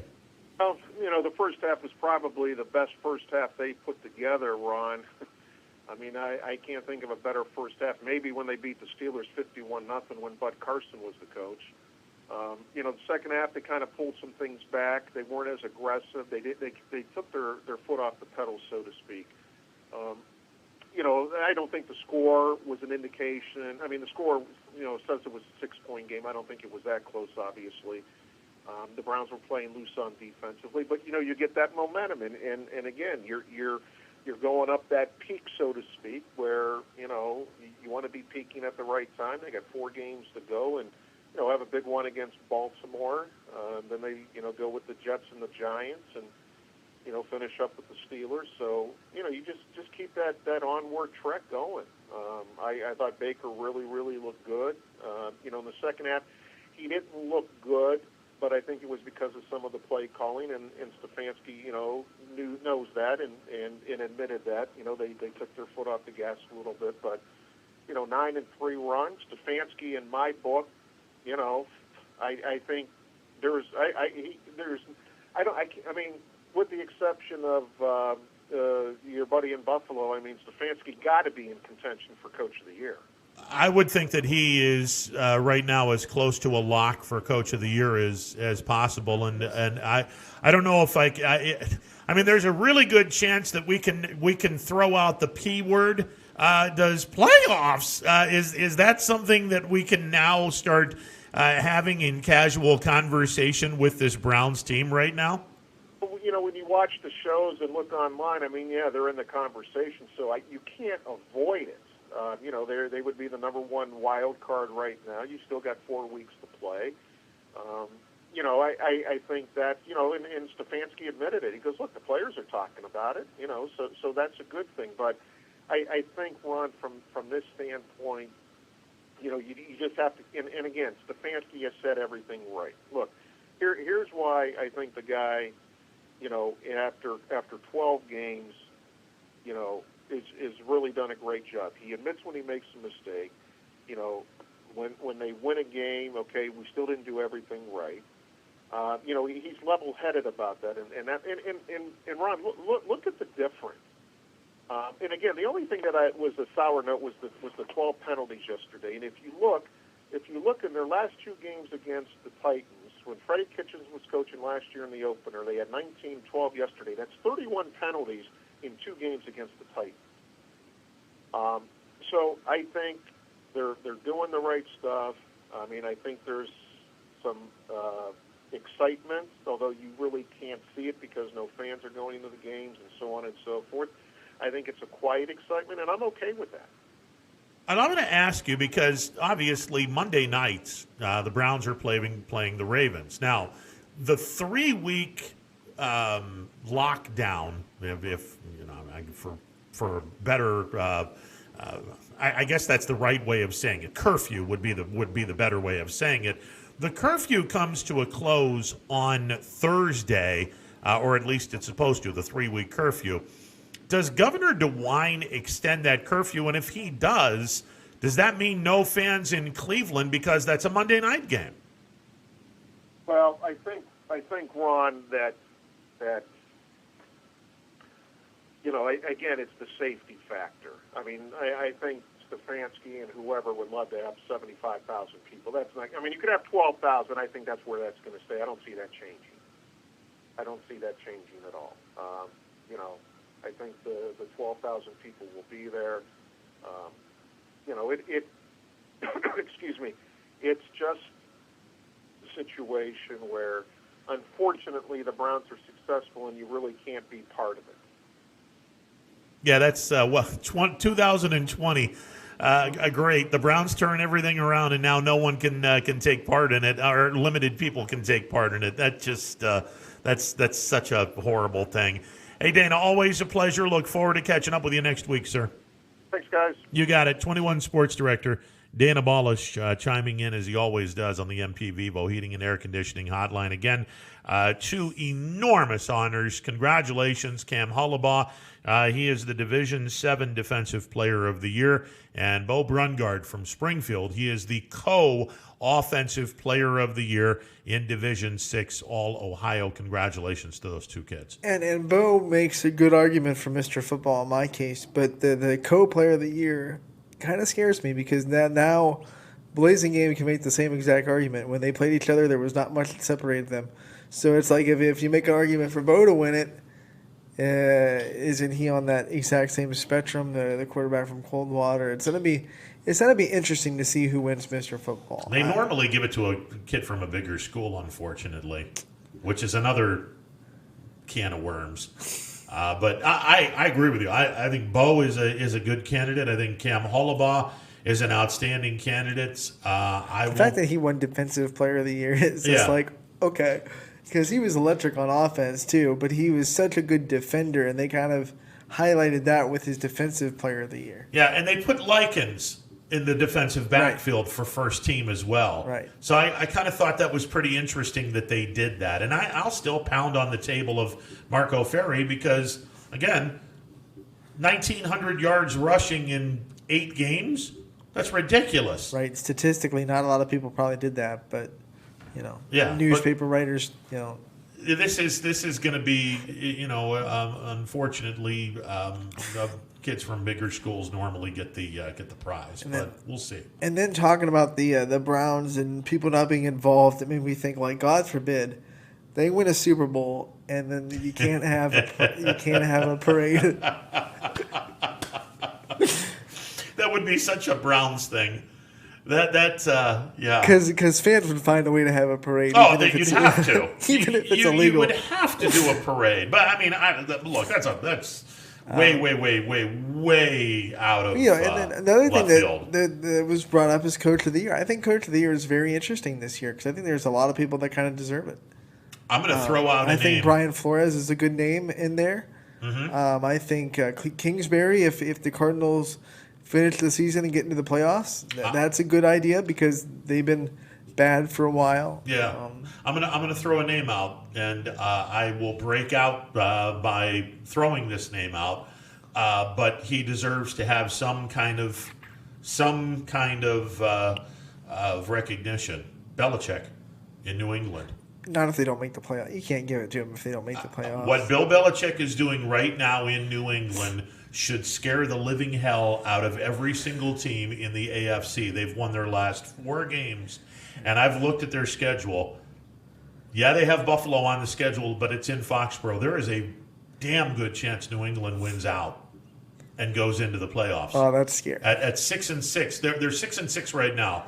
They win out at 10 wins. It's not a guarantee. Not a guarantee, but if they were to win out 10 wins and they get into the playoffs, I would not want to play that team in the postseason. And another coach you have to bring up is Mike Tomlin. I mean, they're 11-0. That's another name. If they go undefeated after going 8-8 last year, I get it. They don't have Ben. They have Ben back. But I don't think Ben was the difference between 8-8 last year and undefeated this year. Yeah. He was. I mean, it's not that bad. There's something that Mike Tomlin was really doing well. And if they end the season undefeated, you got to kind of look at that and go Coach of the Year possibly because only, 2 teams in NFL history have finished a regular season undefeated. Yeah, so, Stefanski right now has got my vote. And I think for me, I would vote Flores right now. I think what McDermott has done in Buffalo is outstanding too. But Stefanski, to me, he gets my vote because he has been unbelievable this year. I'd go Flores just for the way he's handled too, and the way he's handled that team. And then that's another team that could be interesting. All right, let's get to the phone lines. Emmanuel, you're on the MP Vivo Heating and Air Conditioning Hotline. What's going on? How you doing, my brother? I'm good. I was listening to your show today, and I'm not going to say the only thing that surprised me about Bournemouth getting a new coach is the fact that it happened today. Okay. Because I can remember 3 years ago, I guess Bournemouth was redoing their stadium, and I remember we beat them on a field goal. But I was sitting in the stands, and it was a lot of unhappy fans, and I couldn't understand it because I figured this guy's a good coach, and he'll be a good coach if he goes somewhere else and coach. But there were a lot of people just weren't happy in Bournemouth. Well, I guess we all can hear whispers, but it's. I think Dana brought it up. I mean, Coach Ignazio was more into the administrative thing, and that's especially if you have a young family. If you're looking to be more in the administrative behind the scenes scholastic stuff, that's where you need to be. Because, I mean, Emmanuel, you know this better than anyone. If you're raising a family, you want to be around those kids as much as possible. And, well, if you're a football coach, you're not around those kids very often. Well, not only that, and you nailed that one, Ronnie. But then when you're around them, you want them to get away from you. But yeah, you want to be around. But but Boardman, I don't think Boardman gets the credit that it deserves, as far as the other things they do. As far as the academics and far as the extracurricular. As far as the bands, the shows they put on. I mean, Boardman is more than just football. And people need to understand that. Yeah, no question. I think their music department is probably better known than their football team, to be honest with you. And also in a normal world, without COVID-19, they are really good at community outreach too, and that's something to be said when you can have a bunch of teenagers kind of get it and do things the right way and be focused on being not just pillars on the football field or whatever field they play on, but student athletes that want to be pillars in the community and do community outreach stuff. Well, I could have said it better than that, Anthony. So I'm just going to leave that one alone. And the Steelers, if we're going to lose a game, this is the game we need to lose. No. You need to lose on Sunday. You need to lose Sunday to my Bills. No, they can't lose to the AFC team. That's what he's saying. They need to lose to an NFC team. Yeah, absolutely. I agree with you. Emmanuel, I agree with you wholeheartedly. If the Steelers are going to lose a game, this is the game they need to lose. You don't want to lose a game to an AFC team because if Kansas City runs the table, then you may very well wind up losing the number 1 seed. But if you lose to an NFC team, then you would still have home field advantage because you have a better conference record than Kansas City does. And let me ask you a question. It looks like the last game of the season we played the Cleveland Browns. Yes. It looks like that game might have a lot to do with whether we get the 1 seed or not. Yes. I believe we're going to play all our frontline players the whole game, and I believe we're going to play that game to win. What do you guys think? There's no question about that. If Pittsburgh has not wrapped up home field advantage, they're going to play with a purpose because there is something on the line for the Steelers. There's no two ways about that. And and it might be the Browns might need to win that game to make the playoffs. I mean, because last time they were 10-6, they didn't make the playoffs. Well, and Anthony and I talked about this. 10 wins is not guaranteeing you postseason this year. You better get 11 wins in order to get the postseason, and that's if you're not at 11 and you don't win your division, that's a scary feeling.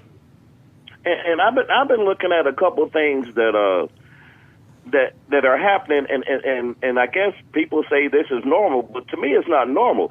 For the first time in over a decade, New England hasn't clinched a playoff spot after 12 weeks. When was the last? What do you think about that? Wait a minute. I'm kind of happy with that. Thank you very much. Yeah. Were they clinched that early last year? Oh yeah. Because I thought that division came down to the wire and they were the 4 seed. Right? If they were in previous years they were already making reservations. But last season was a little different. Yeah. Right. Last season was a little different. And another thing too, right? Talking about Boardman, and I tried to get the stats guy, Mr. Stats. I tried to get him, to look this up, but he won't do it, right? because he has too much skin in the game. But I'm sitting there now. The more I find out about this Boardman team, what was it? 81. They went undefeated. They played 6 games. This would have been 80. This was 80. Okay. Yeah. And they played 6 games, right? 5 or 6 games, yes. And they was undefeated, yes, right? Yes, they were. What I don't understand is, I think for the first time in the history of all Ohio, because you guys were talking about all Ohio. Now Marco played, 8 games? Yes, he did. 8 or 9, yeah. Well, how in the heck? I understand he was an unbelievable quarterback, but how in the heck did Bernie Kosar play 6 games and make all Ohio? Has that ever happened before? I don't know. That's a great question. And honestly, I don't know if he made all Ohio that year. Yes, he did. Did he? Okay. Well, that's, yes, he did. Yeah, that's. There's a reason why that kid was. Oh my God, that kid was unbelievable. He. Oh, good God, was he a great quarterback? But Ron, he only played 6 games, and he was understand. all Ohio. Yeah, think about that. Yeah, it's mind numbing.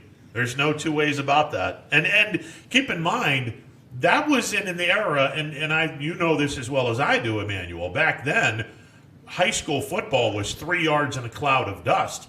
Not in the playoffs. In the playoffs, it was 3 yards in the turf burn. But go ahead. Yeah, Boardman was a little bit different because they saw this kid and they were like, "Oh, we got to take advantage of this kid." And then Boardman would throw the ball. They didn't throw the ball all over the place, but they had a much more balanced offense than anyone else in our area for sure. Well, I don't know if that's stranger than how that Raiders Jets game ended. I can't figure that one out. Yeah, well, it's Greg Williams is no longer the defensive coordinator, so he's trying to figure out what went wrong too. I see the stat, and that situation happened. I think like 249 times, and only one time out of that 249 times did the defense blitz like that. Jeez. And I guarantee you, I bet my next paycheck, I guarantee you, it'll be another 249 games before somebody do that stupid thing again. I would think. Once again, a great show, guys. I'm just confused. I figured I'd talk to you. I appreciate it. See it. Yeah. Well, we were attracting confused today. Emmanuel always brings the gold to our show. That's good. It's a good thing. All right, we're going to take a time out. On the other end, more of your phone calls. All Ohio D6 and D7. Once again, that has been announced. We'll go through the names again. We'll have some fun with that. And congratulations to all of these kids that have made first team, second team, third team, and honorable mention in both Division 6 and Division 7. Tomorrow, D5 and D4 will be announced. Wednesday, D3 and D2 will be announced. Thursday, D1 will be announced. Not that we care. We don't have a team in Division 1. But Thursday, Mr. Football for the state of Ohio will be announced as well. So hopefully, fingers crossed, maybe, just maybe. They call me Mr. Football. Yeah, well, there's already someone that is named that calls in frequently, so we'll hopefully hear from him. All right, 330-886-0813. Back in a bit. Stick around. More to come. Hello, I'm Greg Burbick with G. Burbick Farms. For the last 100 years, my family has farmed in Columbiana and Mahoning counties. I began raising cattle in 1996 with the goal of providing a better product for you and your family on the dinner table. Our grass-fed and grain-supplemented Black Angus beef are raised with no hormones, steroids, or antibiotics. We're known for our hometown-friendly service and incredible tasting products. We're locally owned and have customers across the tri-state area. Our products go from our farm to your family. Stop by our farm on New Buffalo Road or visit us on the web at gburbickfarms.com. Don't forget to like us on Facebook. G. Burbick Farms, it just tastes better.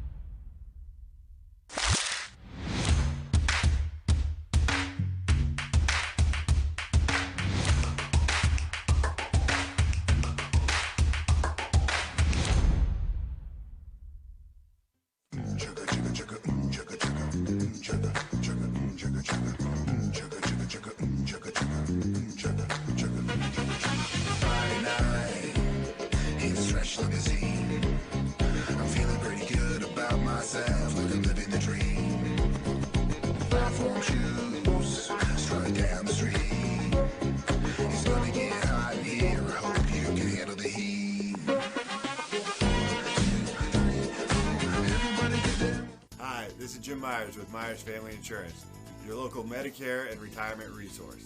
We're excited to have sports back. Whether you're on the field or cheering from the stands, sports unifies communities and brings hope for the future.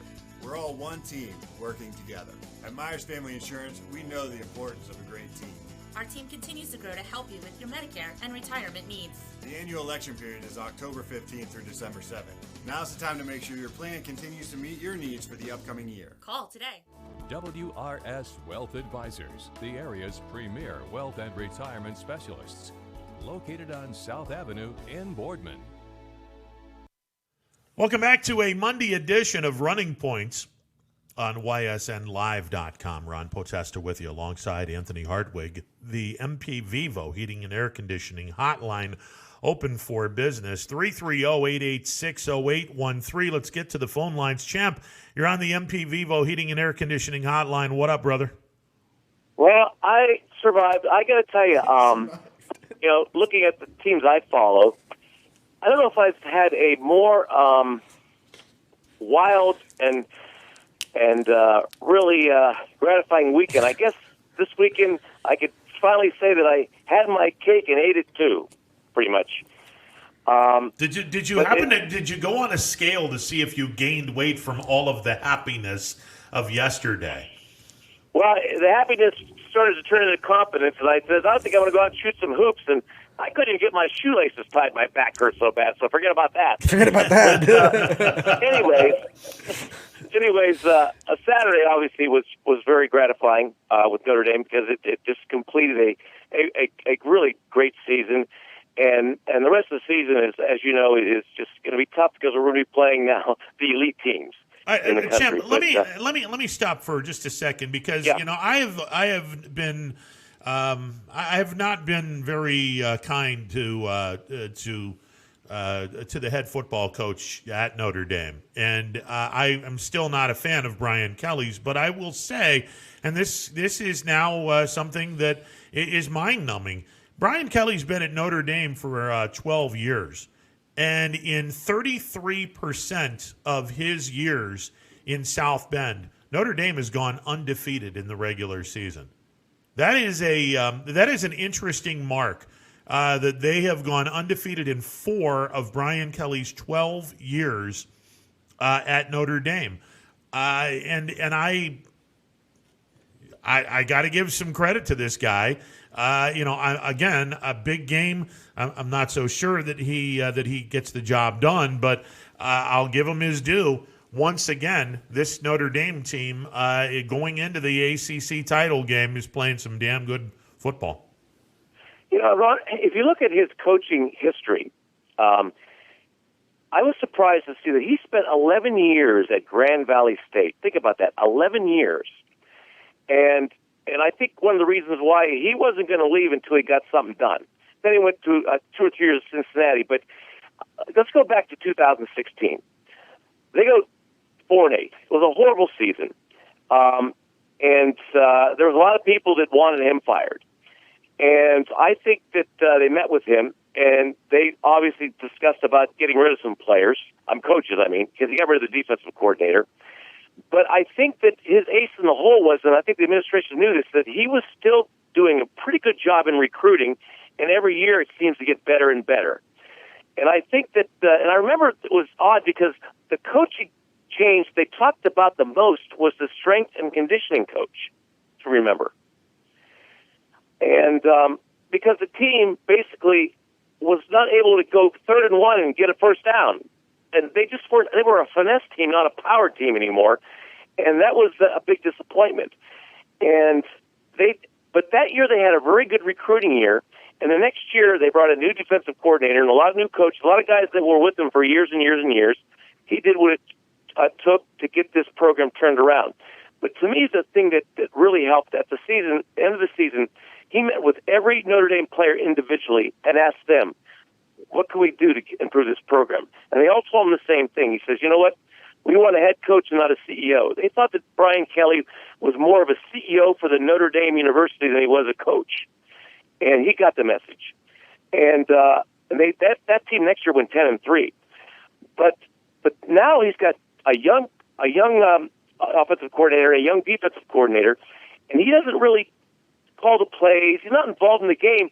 He now is the manager of the team, and I think it's a much better role for him. And he can take care of a lot of things that he couldn't take care of before. But they may not win the national championship this year, but you got to be really pleased with the number of players, the depth they have now, the speed, the recruiting coming in, and now they're kind of like, when you get a guy injured and another guy injured, you don't worry so much about it because he's got guys coming in and out all the time. I am worried about quarterback next year, but the development of Ian Book is really has to be tied in with Coach Kelly. And I think the one thing that was questioned the most in the offseason was Tommy Rees. And I think he's done an unbelievable job. I haven't heard one complaint about his calling of the plays this season. Well, he started out slow, but I agree with you. I think that Tommy has done a pretty nice job, and he's starting to grow into it. But Clark Lee is the guy that Notre Dame needs to lock up to a long-term deal and just say, look, you're going to be the head coach in waiting if we have to do that. But we got to keep you at Notre Dame because it's just he is the difference between Notre Dame being a championship level team and Notre Dame being a undefeated team but a fraud when they get into the playoffs. Right, and the reason why they can win this national championship is because of their defense. Let's face it. And I made this point a few weeks ago. Every week I make this point. When the offense is struggling, the defense always seems to come up with a big play. Always. It just seems like it, whether it's a full recovery or whatever. And then usually as the game goes on, they get better. And I think this team is much better now than they are when they played Kansas before because I think defensively they're much better. The guys are more experienced. They have more depth. They're playing more guys. The quarterback's a little concerned about, but I'll tell you what, I'll take our front seven and the depth with any team in the country right now. They're playing that well. They're going to definitely have their hands full when they take on Clemson and hopefully, knock on wood, they beat the Tigers and go to the playoffs. And, whether it's Alabama, Clemson, Ohio State, or whoever jumps into the playoffs, I'm comfortable with Notre Dame. I think Notre Dame could beat Ohio State right now. And I think they could beat Ohio State by double digits right now. But again, that's just me, and maybe that's not the case. But I for the first time in a long time, I think Notre Dame can compete with anybody nationally, where in previous years maybe not so much. Right, and that's all I'm going to say about that. But it was a very gratifying year because last year when they lost that game at Michigan. Terrible game in the rain, whatever. And the very next week, if you remember, they had to rally to beat Virginia Tech, and that was all Ian Book. And to me, everything changed with him with that game because he was getting criticized. The team rallied around him, and but I'm happy for him because he started off as the fifth-string quarterback when he came into the university, and now here he is, the most wins ever in the history of the university. But I got to mention about my alma mater, Ohio U. That's the other thing that happened Saturday. I wasn't really watching the game. I was kind of watching it on my phone. And I looked up at the score once, and I said, well, that can't be right. They've outscored them 35-0 in the second half. I thought that was a misprint. But they actually scored. They went on a 40-0 run, which is the greatest run in NCAA basketball history. At the end of the first half, I think 8 minutes left, the game 40-0 run against Cleveland State. Now, Cleveland State's not bad, but this Ohio U team is pretty good. They almost beat Illinois, but they got a pretty nice team. But that's an incredible run when you think about it. 40-0 run in a basketball game. Yeah, it's look, if you go on a 10-0 run, that's pretty nice. A 20-0 run, that's pretty elite. 40-0, that's unheard of. Camp, I don't know if you follow their women's program, but they got a pretty big win over Notre Dame last weekend. So again, with you saying this, why are you doing this? By the way, the head coach at OU used to be at Youngstown State. You guys were feeling yourselves a little bit. That's I can always count on you to slap me back to reality. That's nice. Now I'll finish my favorite story of this week, and that's the Raiders Jets game. I got to tell you, when the Raiders failed in that fourth down with I don't know how much time was left, 2 minutes maybe, and luckily they had timeouts.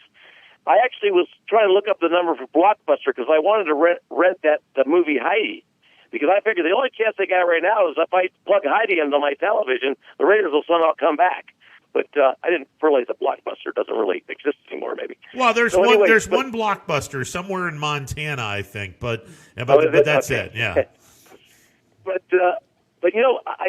I know that a lot of people are criticizing, because it was the bonehead call. That stat that Emmanuel was talking about, it's 252 times under that situation. There's 252 passes. Never has a team ever run a blitz more than 6 players, and they ran a seven-player blitz. But I think the thing that's key here is that just because they did that doesn't mean that the Raiders would have scored. And I think that Carr, when he came to the line of scrimmage, he saw what was happening. He signaled to his receiver, and he turned to his running back, who was on his far right, and said, kind of mentioned, man, you got to go over here left. Because if you watch that replay, if Jalen Richard doesn't move to the left, Carr gets sacked, gets annihilated. But he stopped a guy that was going to crush him, and then Carr moved up the pocket and threw a perfect pass to the young speedster. But it was it couldn't happen to a nicer team than the New York Jets, because it seems like that was par for the course for them. But it was bizarre. Cam, to your point, the thing, I mean, I don't mind, if you're going to blitz, you're going to blitz, but they didn't disguise it at all. I mean, they came up to the line. They had 7 people at the line of scrimmage. It's like Derek Carr, that's an easy check into a blitz. I mean, and when you have someone like Ruggs III and you're playing press coverage and you have no help up top, that's just asking for a lot of trouble.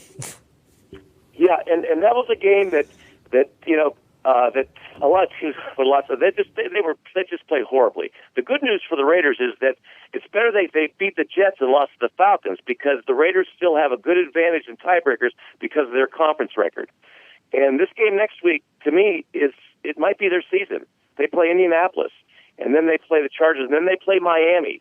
So they got everything right in front of them. I'm not convinced that they're going to win these games, but they're still a much improved team. But they're playing with a lot of young guys and a lot of guys they drafted, and they're actually playing very well. But they were missing 2 of their key players and a lot of other key players. But it's been a tough year, but so far so good. They're hanging in there. But that was came out of the blue, and my other team, Stafford, did it again. Another come from behind victory, but that was more of a fault of Mitch Trubisky, because he fumbled inside the 5 for the Lions to be able to win that game. But other than that, it was a fantastic weekend for me, and I don't think I'll ever experience it ever again. So I'm enjoying it. Well, I mean, it could have been better. It could have been a postseason when that happened. But Right. I was thinking of you when the Lions came out of nowhere and stunned the Bears, and then the Raiders did what they did against the Jets. I was thinking, oh man, this is pretty interesting. Yeah, I almost called the Tigers coaching staff and says, "You guys get your butts to Cleveland and beat them up." And I thought, no, I better not do that. Yeah, well, that's like when you're winning a lot of money, you need to know when to quit. Get off those betting machines, take your money, and go home. There you go. So, anyways, and by the way, just I don't know, has Boardman played any high school basketball games yet? That's a good question. I don't believe the Spartan boys have played any games yet this year. I'll have to look. Yeah, I'll have to look. Yeah, and by the way, I looked up that year that he went. He was actually first. He was also the back of the year. He was first team All-State quarterback. He was the back of the year, and they ended up finishing 9th in the computer with that 6-0 record. Yes, yeah, and it was 6 games. I thought it was 5. Yeah. It was 6. But I think one of the games was a game that they played against one of the Warren teams, and it was so bad wind-wise. I think the final score of the game was 3-2. Okay.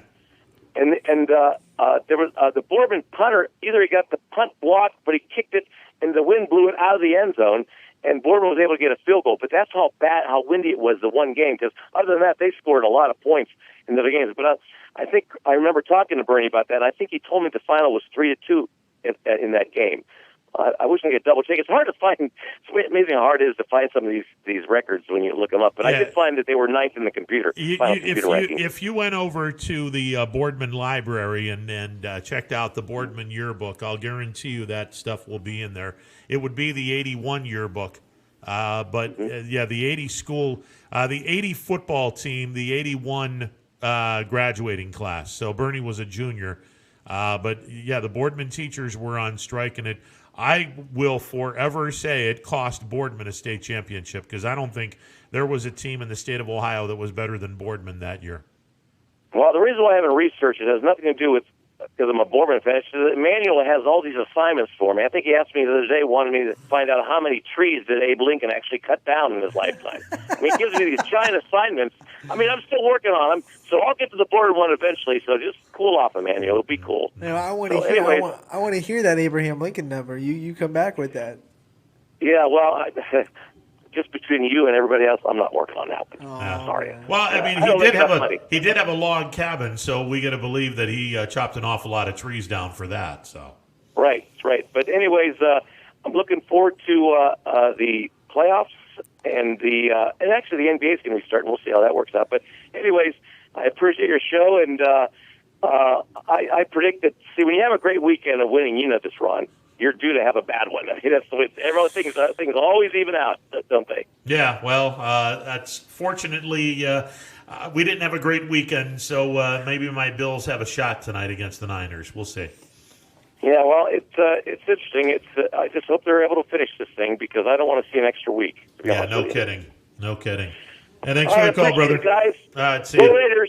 330-886-0813, the MP Vivo Heating and Air Conditioning hotline open for business. My Bills in action, Steelers in action earlier. It's the JV game first, and then the varsity game. Yeah, who am I kidding? Who am I kidding? They're undefeated. They're not a JV team. Anyway, the Steelers playing the Redskins. That should be an interesting game. That game started out as Pittsburgh a 10-point favorite. It's now down to 6.5. And I think a lot of folks are thinking, okay, Pittsburgh's only had 4 days to prepare for Washington, and if the Steelers are going to lose, maybe it is tonight against a Washington team that rushes the quarterback pretty well. I mean, Chase Young is having a pretty nice year, rookie year out of Ohio State. So, and if you're a Steeler fan and you know, if there's going to be one loss on the schedule, you want it to be now because it's an NFC team, not an AFC team. So it's the last NFC team you play, too. Exactly. So if you're going to have a loss on your schedule, it should be to Washington and nobody else, because then it wouldn't hurt you as much because Kansas City's loss was to an AFC team. So Pittsburgh would have home field advantage if both teams were 15-1. Right. Based on they can lose too. I'd be happy with that. Well, yeah. Like let's just and I will contend I will contend, even though I'm not very good at the track record of making predictions on the air, but I'll contend that Pittsburgh gets the job done tonight. They lose to Buffalo on Sunday because it'll be their third game in 12 days. That'll be fine too. Yeah, but we'll see what happens. Then we'd win the tiebreaker, right? Yeah. Then I think you would win the tiebreaker. Then what's the third tiebreaker? Common opponents. Okay, so then we'd have to go through. We beat the Bills. They lost to the Bills. Yeah, and they lost to the Bills. So there you go. You'd win home field advantage right then and there, because they haven't played the Raiders. No. So. All right, 330-886-0813. We'll take a timeout, be back with more. It is a Monday edition of Running Point, presented by Greenwood Chevrolet on Mahoning Avenue in Austintown. Back in a bit. It's storm season. I think we're under the gun for some heavy storms over the next couple of hours. And Storm Tracker 21 is ready. This is probably the one we're keeping a closer eye on. On air. And locally, we're going to have a lot of eyes on our area. Online. All right, let's talk high-risk futurecast and the timing of this weather. On social media and on our app. Rain will come and go tomorrow. There'll be some dry intervals. Stay ready with Storm Tracker 21. The severe weather threat now through around sunset this evening. Hi, I'm Colin Chupa. And I'm Kelsey Clem from K-Squared Marketing. Our boutique marketing firm specializes in media planning and buying, public relations, event marketing strategies, and strategic sponsorships. We can integrate our services with your existing game plan, or we can be your entire marketing team. Your goals, our game plan. Let's win together. Call K-Squared Marketing at 330-623-2730 or visit ksquared.marketing to learn more. Hi everyone, this is DJ Yoakley with Your Sports Network. We appreciate your support of YSN and welcome you to the YSN family. Our broadcast streams are brought to you live at no cost to you by sponsors that are local to this community. Without the vision and generosity of our sponsors and partners, we would not be able to bring this game to you today. So please support the great businesses and leaders that are making this game possible. And if you're a business in need of great advertising and sponsorship opportunities, feel free to head over to our site for more information on the right fit for you. We are local, we are loyal, and we are live. We are YSN. Ah, the details. Baird Brothers Fine Hardwoods is one fine ride. Perfect cornering, superb handling, sporty and stylish, power to spare, plus awesome mileage. Yeah, jaw-droppingly beautiful lines and well appointed with luxurious trim. Put more oomph in your life and start beholding the molding. Find your home's fine hardwood at BairdBrothers.com. No matter what the weather, be prepared with a reliable, efficient Rude gas furnace or air conditioner from MP Vivo Heating and Air Conditioning. Call your energy-efficient expert, MP Vivo, today for a free estimate. Here at MP Vivo, we rely on Rude, and so should you. Hi, this is Tommy Clem, owner of WRS Insurance Solutions, reminding you that it is open enrollment for Medicare. Now through December 7th, those who qualify can visit our local independent agency by calling us at 330-953-3722 or visiting us at wrsinsurancesolutions.com to learn more. Good luck to all the student athletes in the Valley.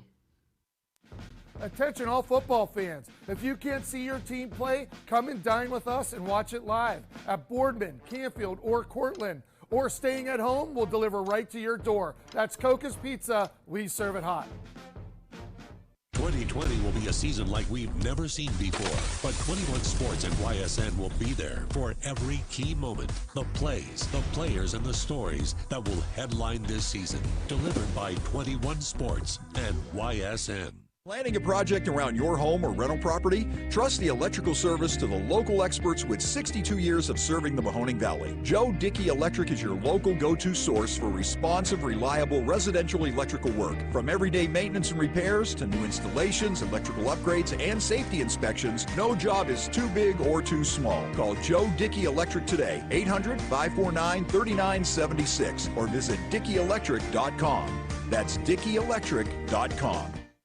Myers Family Insurance knows the importance of a great team. Our team continues to grow to help you with your Medicare and retirement needs. The annual election period is here, so it's all hands on deck to make sure your plans still meet your needs for 2020. Call us today.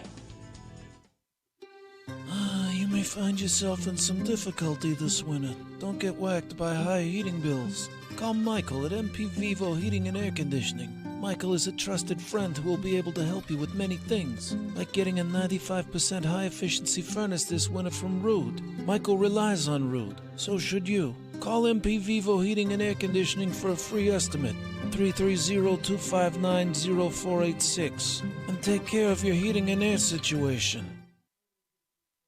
I went to Greenwood Chevrolet because I was really interested in looking at the tracks. Because I wanted my dream truck. Because I've been going there for 20 years. I'm really happy that I went to Greenwood Chevrolet. Because they really went the extra mile for me. Now we're going the extra mile for you, only at Greenwood Chevrolet.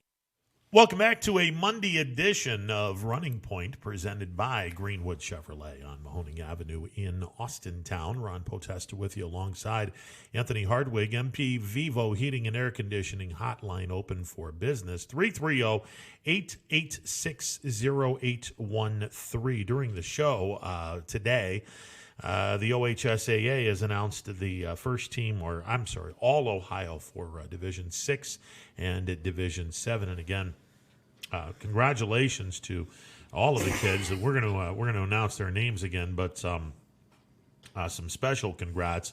Co-offensive player of the year in Division 6, Bo Brungard from Springfield. I don't think that's a surprise. No, how about his partner? I mean, the show they both put on in the state championship game. I mean, can you ask for anything better to have your two co-player of the years go at it in the state final? I mean, yeah, Miles Blasingame and Bo Brungard, the co-offensive players of the year. What a game that was! I mean, I know it didn't go the way that we wanted it to, and it definitely ended in a heartbreaking fashion. But man, seeing both those guys on the high stage and then seeing them trade punches back and forth, what a football game! Yeah, no two ways about that. And congratulations to those two.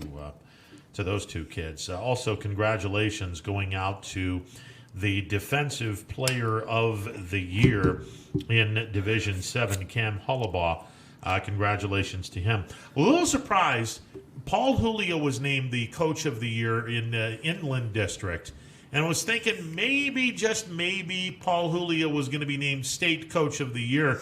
But I think the state of Ohio got it right. Chris Schmidt from New Bremen, the team that JFK defeated. And Anthony, we talked about this. If New Bremen, I think it's New Bremen, and my apologies for butchering them for the last, I don't know, however long it was since New Bremen was on the stage. We corrected it a little late, but we've corrected it. A little late. We've corrected it though. If this was a YSN school, I think that we would probably be doing a Hollywood script right now based on the fact that 5 years ago, they were in the process of saying, screw football, we're done. We can't even compete in our conference, albeit a great conference, Midwest Athletic Conference. We can't even compete in this conference. And the people said, no, let's build a weight room and let's see what happens. And it went past. I mean, they could have just moved conferences and tried to find somewhere they compete. They were past that. They just said, let's just shut the whole thing down. I mean, and God love the people that came up and I don't know if boosters kind of funded a weight room. I doubt they just spent money on it themselves if they were about to shut down the football program. So I'm sure somebody stepped up and really put some funds into their pocket to build a weight room for the team, and that really shot the program up, didn't it? Yeah, they get their first state championship, now albeit at the expense of one of our teams from Warren JFK, but still a great story, and I don't think they could have picked a better coach for Coach of the Year in Division 7. So let's get through the... Who won the Division 6? Division 6 Coach of the Year were co-coaches Clarence Davis from Afrocentric High School and John Penwell from Frankfurt Adena High School. All right. So congratulations to those two gentlemen. Let's go Division 6, and again, we'll go local with all of our YSN family. Congratulations, Bo Brungard, no surprise, co-offensive player of the year. He and Miles Blazengame from Coldwater, they're both quarterbacks, and they're both first team All-Ohio at quarterback as well. Congratulations. Running back, and I'm going to, again, take a quick peek. There were no running backs, but we did get a wide receiver, Keaton Baker.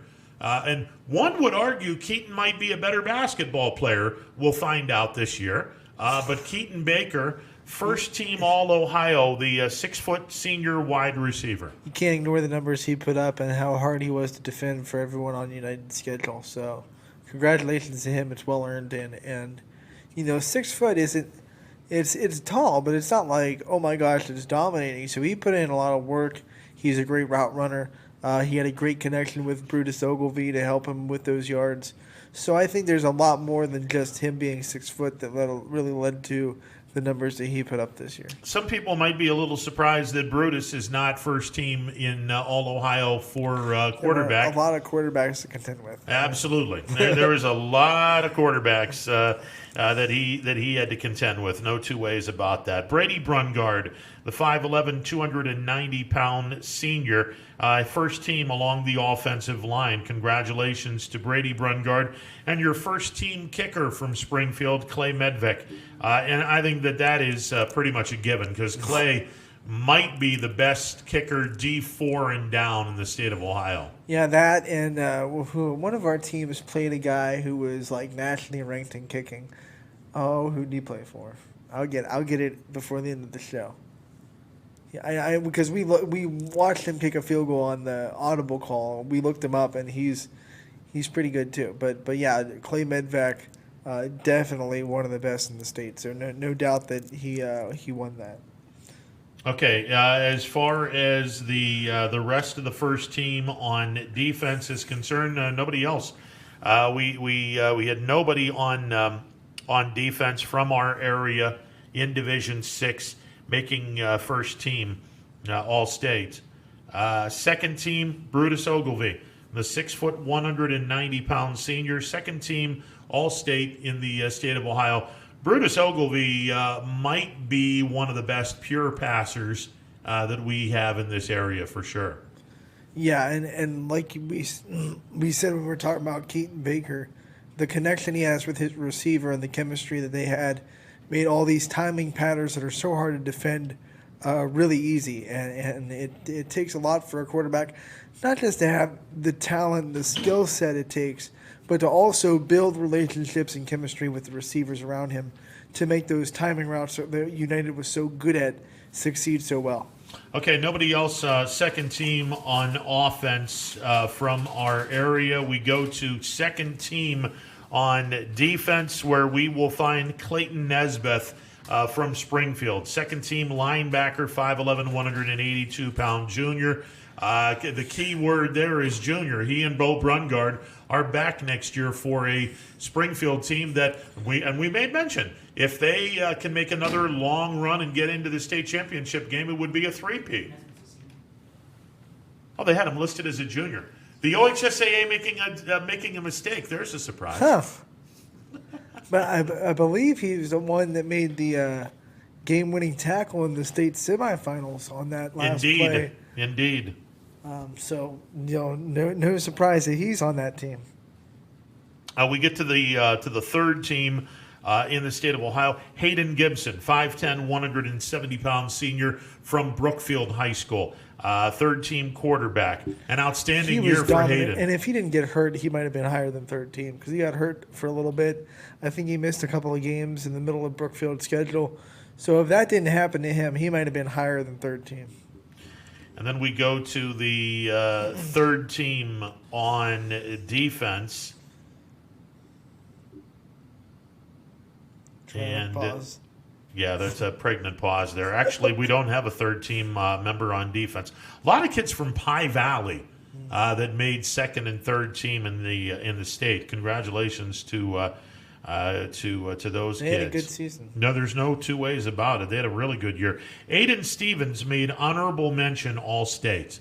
Again, another quarterback from the MVAC, second quarterback in that league in the gray tier that has made either third team or honorable mention. Now, were we surprised that Vinny Balone didn't get honorable mention with the numbers that he was able to in that air raid? He's D6, right? But that's D7.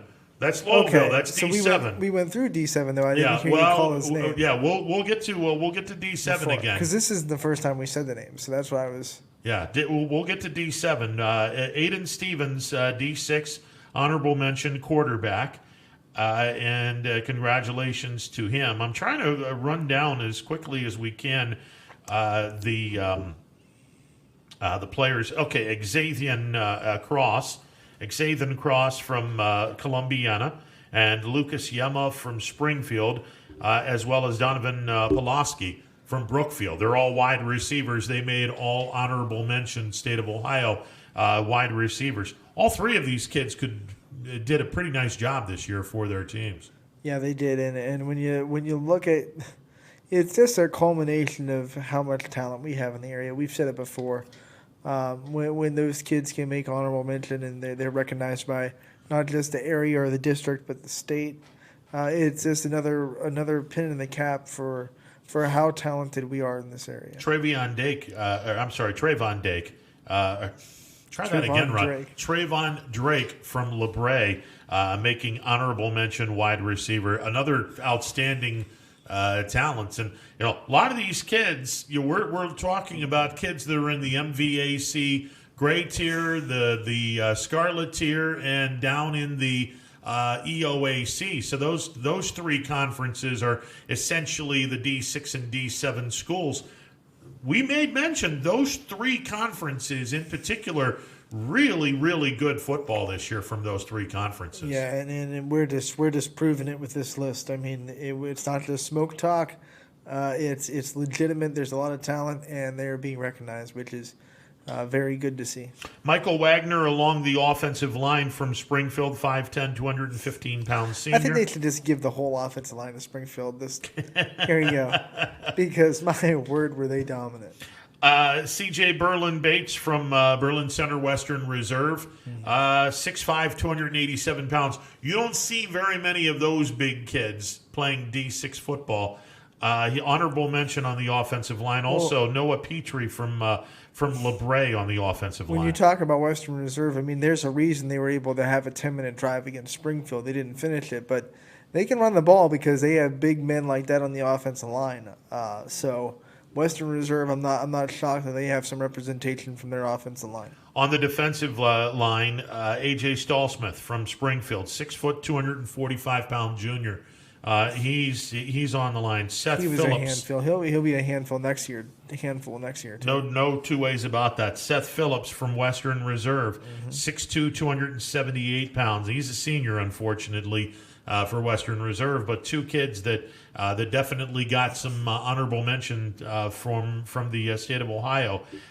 We go to the linebackers spot from honorable mention, and we will have Austin Tyndall, 5'11", 170 pounds.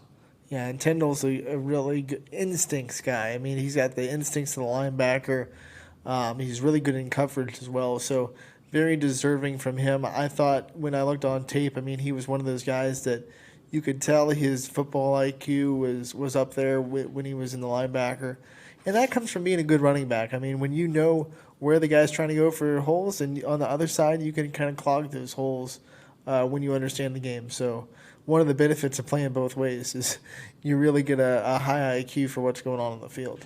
All right, on the defensive backfield, Alex Mayorga from Western Reserve, 5'8", 152-pound senior. James Schaefer from Camel, 5'10", 190-pound senior. Evan Erb from Mineral Ridge, 5'10", 180-pound senior. They all made honorable mention, all Ohio in the defensive backfield. And I know that the Camel player was a senior, but when you looked at Camel this year, a lot of youth, a lot of talent. I think they're going to be really fun in the years to come. That is going to be a fun division next year. The Gray division up in the Mahoning Valley Athletic Conference, because Crestview loses an awful lot of kids, but they still have some skill position kids back next year. Garrettsville Garfield is going to be joining that league, and they don't lose anybody. No. That is an absolutely loaded G-Men team next year, and that is going to be all kinds of fun to watch them play football. And then you've got the cast of characters left over. Brookfield's going to be solid. Yeah, you can't. LeBray's going to be solid. Liberty, even though Chad Allen's not going to be back, which I'm still not too happy about, but Liberty is going to be a fun program because they're young. You made mention Camel. Camel's going to be a team that's going to be reckoned with because they're going to get a year older. That's going to be a fun conference. Yeah, and no matter how good or bad Liberty is win-lose-wise, they're going to have fun playing on that field because that's a great field. It's a great field. It's a great stadium. So we loved having it on YSN. We love having a playoff game there as well. I mean, getting to display. That's one of the things I loved about having video for football. We get to display some of the great venues on YSN on camera. All right, let's go to Division 7. Defensive Player of the Year, Cam Hollabaugh from Warren JFK. A lot of folks wondered, man, he did a pretty nice job offensively at quarterback. How come he's not on there? Again, the quarterback position in Division 7 was absolutely stacked. So if you're a good two-way player, and obviously Cam was a really good two-way player, he gets first team and Defensive Player of the Year. Yeah, and I'm sure he was in the conversation for Offensive Player of the Year, but I bet the conversation went, hey, you know what? He's such a good defender. Let's just give him Defensive Player of the Year, and then everyone understands that he's also one of the top 3 Offensive Players of the Year, and they'll get his props that way. And I think because he can't be both. Yeah, and I think that because he plays both so well, he is a serious candidate for Mr. Football this year. I think so too. I think he's definitely in the conversation. Yeah, he will be in the conversation. I don't know if he's going to win, but I think he'll be in the conversation. Dominic Shadle from McDonald, the 5'8" senior, first team All-Ohio at quarterback. He's fun to watch. He is. He's an awful lot of fun to watch. In their last playoff game, even though they didn't win, the effort that kid put on and the way he just kind of put the team on his back and really competed the whole night, even though they were just out physically matched, was very impressive to watch. Marco Ferri, 5'10", 175-pound senior running back. He is first team All-Ohio. Cale Long, by the way, the Offensive Player of the Year. Cale Long from DeGraff Riverside, 5'11", 195-pound senior. I'd be really curious to see what his numbers are like because I I have a hard time envisioning anyone having better numbers in a shorter amount of time than Marco Ferri. Either his numbers were comparable or his schedule was brutal. Yeah. And that could be too. That could definitely be as well. Brad Sloan, 6'1", 180-pound senior from Southern, first-team All-Ohio wide receiver. We saw Grodhouse last year. It was the first-team All-Ohio. Here comes Sloan. Southern seems to be like a wide receiver machine. Yeah, no there. kidding. Yeah, popping them out. Salineville is the home of wide receivers. I'm pretty sure they're now growing them in the agriculture department down there. They call Ohio State DBU. Well, I think we're gonna have to start calling Southern like WRHS for wide receiver high school. Yeah. So yeah, and I'm still convinced somewhere in the fields in Salineville they're growing wide receivers. Crops. Yeah, that's their main crop. Nope, not quite ripe yet. He's not quite there yet. Another week or so with this guy, and he'll be. Let's go to the defensive side of the ball, because unfortunately we didn't have anybody on the offensive line. So we'll go to the defensive line. Gannon Shepard from Leetonia, 5'11", 280-pound senior. Last year, if you remember, Leetonia had a kid, first team All-Ohio, Mr. Hicks, who is now at Mount Union. And it's good to see that Leetonia gets, for a second straight year, a first-team All-Ohio on the defensive line. Yeah, and when we watch their defensive line, that's one of the strengths of their team. So, you can definitely see it. And once again, just happy to see the recognition of the hard work, and we see it on film when we get to do the games, and now getting the validation there with the All-Ohio. It's great to see. By the way, I would probably need to mention Connor Hicks was the man's first name. I didn't want to sit back and say Hicks, because I've known him forever and a day, being a Leetonia grad, but he does have a first name, so my apologies. Linebacking core, obviously the defensive player of the year resides there. Cam Hollabaugh, 6'1", 210-pound senior. Hunter Morris from Southern, 6'1", 200-pound senior. He is also first-team All-Ohio from the linebacking core. Southern is not just a great offensive team. They had some pretty studly young men playing defense at Southern. They as did. well. The number, the 6'1", 200 pounds, that's a lot to deal with. And their linebacking core, they're good. They're led by him. So, I think Southern's defense is always overlooked because of how prolific their offense can be, but you can't win without a balanced team. And they've been a winning program because they also have solid defense that probably goes under the radar a bit. First team on the defensive backfield, Jesse Likens from Warren JFK, 5'9", 165-pound senior. This kid's headed to Air Force, and help me out. I thought a lot of people were saying running back. First team all defense. I think it's another one we talked about. Cam Hollabaugh is probably a really deep running back, Division VII class, and they just went, you know what? He's such a good defender.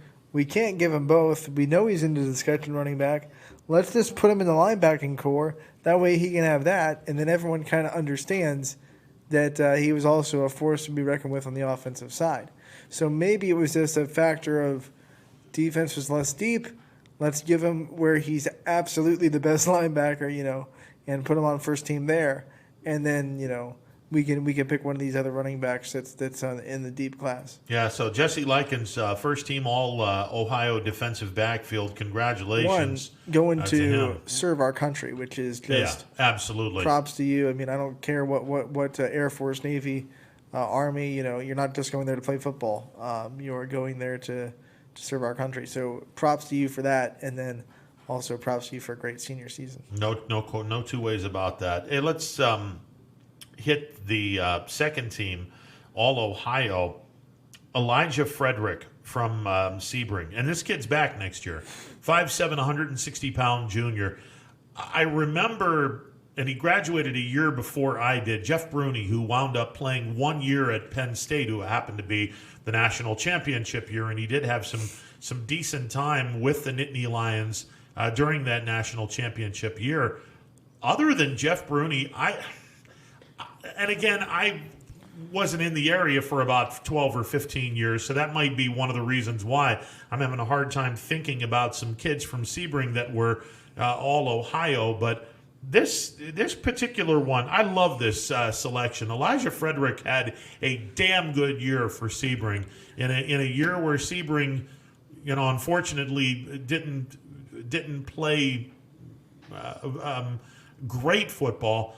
Elijah Frederick gets second-team honors All-Ohio, and he's back next year.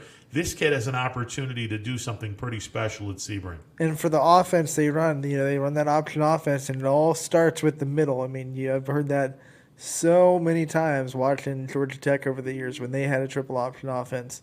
And when they're returning Elijah Frederick, and he's the guy that kind of does the workhouse, does the workload for them, and establishes the middle of that run game, establishes the dive play.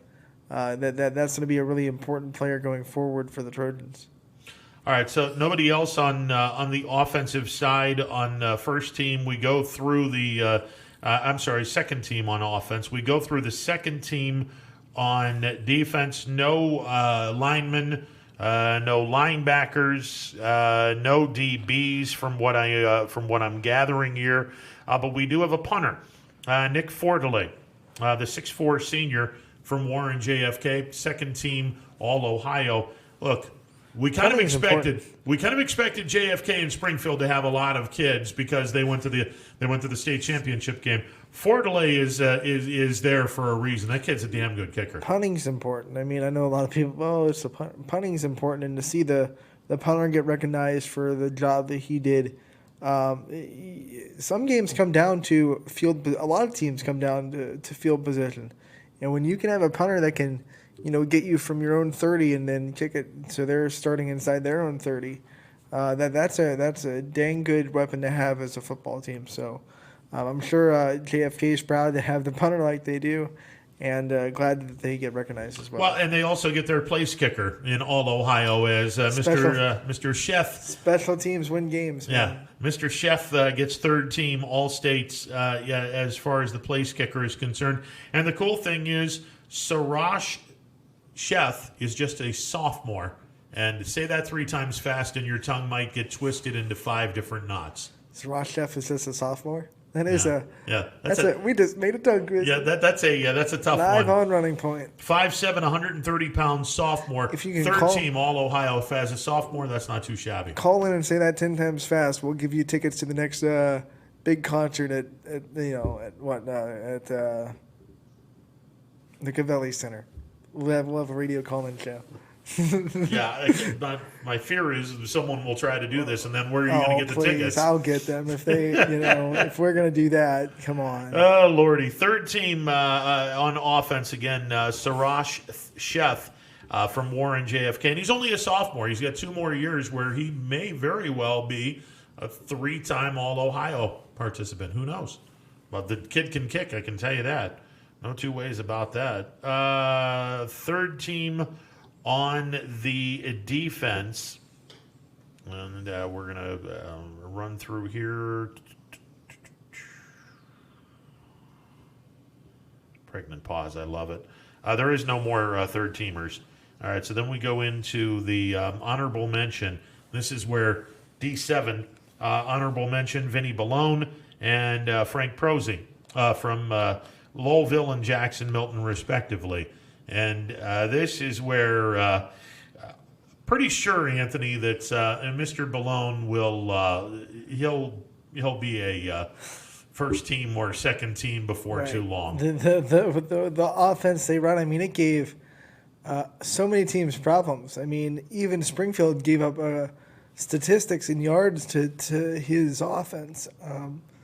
I believe in the regular season, no one scored more than Lowellville on Springfield. I'd have to kind of back that up and look, but just off of memory, I feel like they scored like 18. I mean, I think it was 18. I don't think anyone else scored that much on that defense through the regular season. So he's impressive. Their offense is that air raid. They just put it in his hands and say throw the ball, and he's dang good at it. A couple of wide receivers that make honorable mention in Division 7. Cole Gropey from Jackson Milton, 6'2", 170-pound senior. Cole Banofsky from Lowellville, 6'3", 175-pound senior. Their honorable mention, all Ohio. And we made mention the air raid. Well, you got to throw the ball. You got to have receivers to catch the ball. Mr. Banofsky, one of the reasons why that Lowellville air raid was able to be so impressive. Also, Jackson Milton impressive this year, and in a nice turnaround year for the Blue Jays. Yeah, and they kind of made that second step that we talked about when we were talking to their coach early in the season. Last year they won their first 3 or 4 games, and then they went on that big losing streak, and they ended the season under 500. This year they started the same way, but then they beat the Western Reserve, and they really had a good finish to their season. So now it's just up to that program to keep taking the next step. All right, on the offensive line, plenty of kids from the area got honorable mention. Patrick Valent, 6'4", 270-pound sophomore. Brady Masella from JFK, 6'1", 225-pound junior. Caden Crown from McDonald, 6', 285-pound senior. Hunter McCombs from McDonald, 6', 220-pound senior. Logan Pugh from Jackson Milton, 6'5", 310-pound senior. All of those kids, honorable mention along the offensive line. All Ohio honorable mention. Really good honor for these kids. Yeah, and wow, we talked about, I think everyone kind of talks about the quarterbacks and the wide receivers and the deep, but man, the offensive lines in this area, just proving it with these names we're calling out. The offensive lines across the board have been really good this year in this area, and they're getting recognized too. All right, on the defensive line, honorable mention, and again, a handful of kids. Eddie Kiernan from Warren JFK, 6', 230-pound senior. Michael Gamino from JFK, 6', 180-pound senior. Eric Davis, who had a nice season for Valley Christian, 6'5", 280-pound senior. Aaron Landis from Jackson Milton, 6'1", 200-pound senior. He was a lot to deal with. Yep. You saw a lot of offensive line just struggle to get him blocked, and they had to double team him. He was a very impressive defensive lineman to watch on film. Linebacking core, and again, a trio of kids. Honorable mention, all Ohio. Nathan Gilligan from McDonald, 5'11", 185-pound junior. Nick Ferradino from McDonald, 5'10", 175-pound senior. Austin Barnes from Matthews, 6'1", 181-pound junior. These three kids had a really good year for their schools. There's a reason McDonald was really good at stopping the run, not just good at running the ball, but also good at stopping other teams from running the ball as well. We saw that in that Latonia game. I mean, they kind of, for the most part, shut down Latonia's offense. It's because their linebackers are good. 2 of them got on that list. Okay, and the DBs, a kid that I think deserved a little bit higher recognition. I got to be honest, but he gets honorable mention. Ryan McCullough from Lisbon, 5'8", 155-pound senior. Not a bad running back too, but he gets the honorable mention. Also, Dominic Carquito, 6'4", 180-pound senior. I thought he did a great job in the defensive backfield this year for McDonald, and Ryan Myers from Matthews had a solid year as well. And when you talk about McCullough, I mean, man, maybe he's a little bit angry when you look at the basketball game he just played. Maybe he wants to prove a little bit of some people about how athletic he can be, because he brings it over to the basketball court. No two ways about that. And by the way, I'll throw this out there mainly because friend of the family for many years. His grandfather recently passed away, was an unbelievably great running back in West Branch way back in the day, Joe Wilson, who passed away, I want to say about a year or so ago. Joe was an unbelievably talented football player over at West Branch. His grandson, I can argue right now, Ryan McCullough might be a better basketball player than he is a football player, and he's a damn good football player. His basketball talent is 30 points on Saturday night against Crestview. This is his senior year. This might be one of those years where Ryan goes off and averages 20-plus points a game for what could be a really good Lisbon team this year. They're off to a great start already. And like we said, they need those seniors, McCullough being one of them, to lead a very talented but young core of young players that they have coming up. So if those seniors can continue to lead that team, then Lisbon's going to be sitting pretty. Well, and the Sifke kid, last year, he was the best 8th grade kid in the EOAC. I think he was certainly up there. And the 8th grade team from Lisbon, they're now freshmen. Oh my God, unbelievably talented team. Well, Sifke's not the only freshman that's on that varsity team. That is a team that is going to be invoking back memories of about 5 years ago when Lisbon had a trio of kids join the 1,000 point club and make a significant run in the postseason. Now, they were upended in the district semifinals, if I'm not mistaken. There's a shocker. I mean, our area always finds someone in the districts that's like, well, they were upended by Wellsville of all teams. Oh, right. Bug Thompson had an unbelievable game plan, and they shocked Lisbon at the Fieldhouse in Struthers. And then Wellsville ultimately got beat by McDonald. And right. McDonald went to the regional that was that the year year. Where everyone was just looking forward to McDonald versus Lisbon. It was like it was the set in exactly. stone. It was set in stone. And then Wellsville spoiled the party. And Bug Thompson had this perfect game plan where they not only beat Lisbon, they kicked the living daylights out of Lisbon in that particular game, which surprised the heck out of everybody at the Fieldhouse that night. When you shut that down, all of a sudden the whole team kind of shuts down because they're so used to those three succeeding.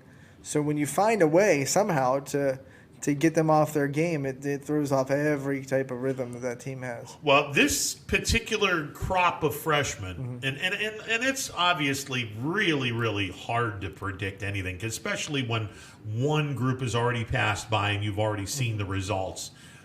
This crop of kids has the potential to be every bit as good, but that P word is that's a fickle word. And then talking about a freshman on the girls' end, Poland has Mary Brandt, who's coming up as a freshman. Her 8th grade year, I got to see her a couple times in 8th grade. My word, could she just take over a game? She scored 30 of their 40 points one game in 8th grade. And against Norton on Saturday, she had 17, led the team. And if they can get her going and give Jackie Grisdale a secondary score, then that team automatically becomes a lot more dangerous than people expected after that loss to Salem. And how important is it going to be for Grisdale, the senior, to tell this freshman, hey, look, watch what I'm doing and take the challenge and be better than me by the time you graduate high school. And if I could pick one person to learn from as a freshman, it'd be Jackie Grisdale. I mean, the girl works her butt off. She leads the team with a standard, and she lets everyone know this is our standard. We're going to reach this standard, and if you're not getting to my bar, then you're not reaching the Poland standard. I mean, she stays, after practice every day, getting her shot up, getting her ball handling with her mom, by the way, who's a great assistant coach. So when you see someone like that putting in the work and raising the standard of the team as a freshman, that's only going to make you better. Listen, it's not just the girls' program that has a standard. Right. That would be the boys' program as well. And if the name Grisdale has something to do with it, maybe it's because Jackie's father is the head coach over at Poland, and that program has been the gold standard for D2 programs. It's funny, in Jackie's sophomore season, she was on the bench for the boys' team. She just kind of watching, observing, and taking notes, and just her basketball IQ between her sophomore and last year junior season skyrocketed. And now it's just like when you watch her play, it's one of those things that's like she's definitely a part of a basketball family. Yeah. You can tell. This is where I would love to get Coach Grisdale on and say, okay, give me a game plan to shut your daughter down. you do what kind of Salem did. I mean, Salem held her to 3 points in the second half. You double, you throw different things at her, because if you throw one thing at her, she'll eventually adjust to it. Of course. So you got to be able to play multiple defenses. Exactly. And you got to play up. I mean, you got to be on her, press her, make her ball handle, because the more, and no matter how good you are, the more you dribble, the more chances are that you lose the ball. Yeah. So. But all of this is predicated on no one stepping up and taking the challenge. Well, this freshman, Mary Brandt, if she takes the challenge, now all of a sudden you can't do that and expect to win a ball game. And when she scores 17 against a very good Division II Norton team, that opened my eyes a little bit. And leading the team, by the way, Jackie only had 13. So we're going to see a lot from this freshman, I think, coming forward. Yeah, and by the way, I don't even think we made mention of this. Poland and Canfield did play a basketball game on Friday night. They did. The Battle of 224, It's which alive that never and gets old. That never gets old to hear that. Poland wins round 1. Even though Canfield's off to a slow start, Canfield is going to be heard from. McElroy and the boys, they'll be all right. The teams they started out with so far, brutal. Yeah, Struthers brutal and Poland. Schedule. Yeah. And they really competed a lot. I think a lot of people kind of were ho-hum about this year in boys basketball for Canfield. I think that, you talk about the fans and some of the people around that program, they thought, okay, this year we're going to struggle a little bit. We're going to have to really build this year. But already they have competed with 2 really good programs, and I think they're only going to get better as the season goes on. Oh, absolutely. Yeah, iron sharpens iron, and that's a team I would not want to play in the postseason. I guarantee you that. They're going to get better. Not after what they go through with their schedule. Yeah, they're going to get better. There's no two ways about that. All right, we're going to take a timeout. Back in a bit. It's a Monday edition of Running Point presented by Greenwood Chevrolet on Mahoning Avenue in Austintown. Baird Brothers remains your source for fine hardwood products. For the time being, we're open for customer pickup only on weekdays, 9 a.m. to 4 p.m., and Saturday from 9 a.m. till noon. Place your order online at BairdBrothers.com. Baird Brothers, for the place you love. Quality, customer service, and integrity. Those are the 4 words that have driven our success since 1957 at Joe Dickey Electric. Joe Dickey Electric is one Mahoning Valley landmark business that stays current with the requirements of our customers. Family owned and managed, we are an electrical contractor and energy solutions provider. Every member of our team adds to his or her skill set through ongoing training. Residential, commercial, industrial, automotive, and more. We keep ahead of the needs of our customers with a fleet of more than 50 vehicles and 24/7 emergency service, so you're never left in the dark. The 4M Company, being an architect and construction manager for over 40 years, has had the opportunity to use many different electrical businesses for our projects. The depth, quality, and knowledge and attention to detail displayed by Dickey Electric makes them stand out above all the rest. For state-of-the-art expertise and a timeless commitment to our customers, contact Joe Dickey Electric. We are everything electrical.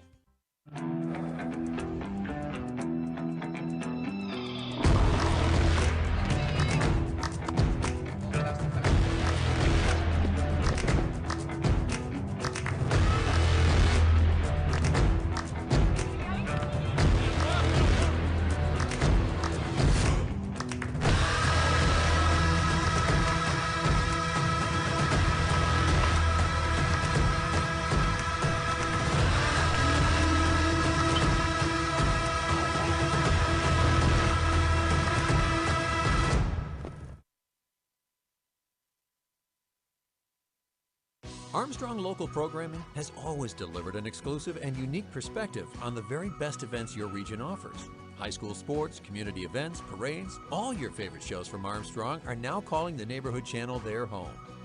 Watch Out and About, Locally Speaking, and many other great local shows right here on the Armstrong Neighborhood Channel. Find out everything that the Neighborhood Channel has to offer at ArmstrongNeighborhood.com. Spirit, town pride, local communities. Welcome to the neighborhood.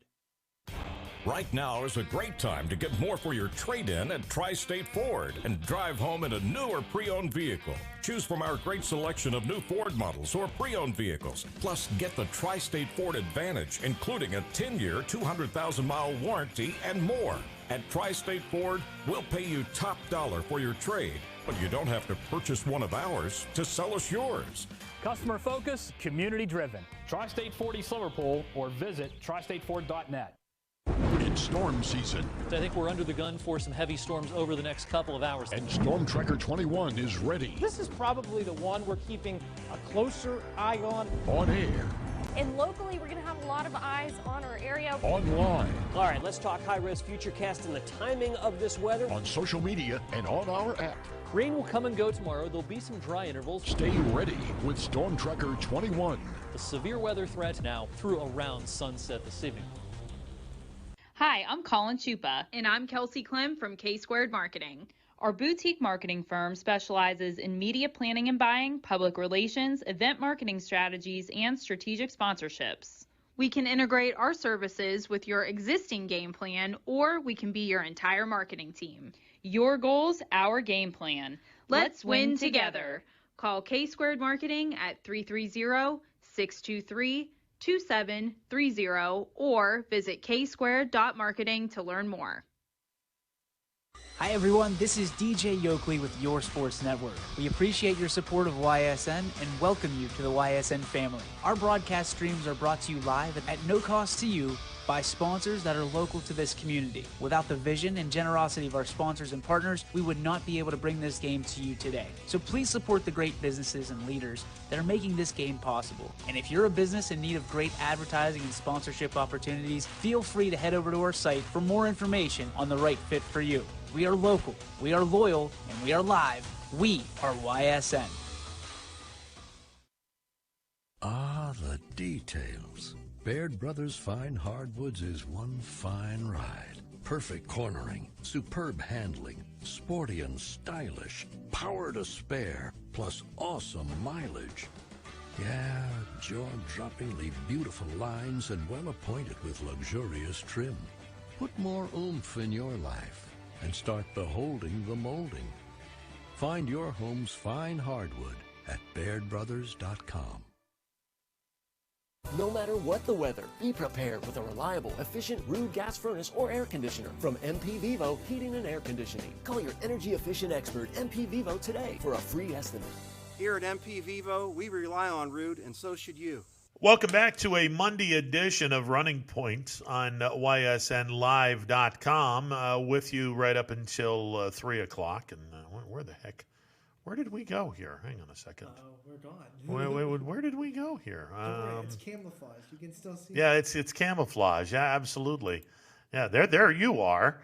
Now that's where did I go? Okay, well, yeah, we'll figure this out. All right, let's just put that right there, like that.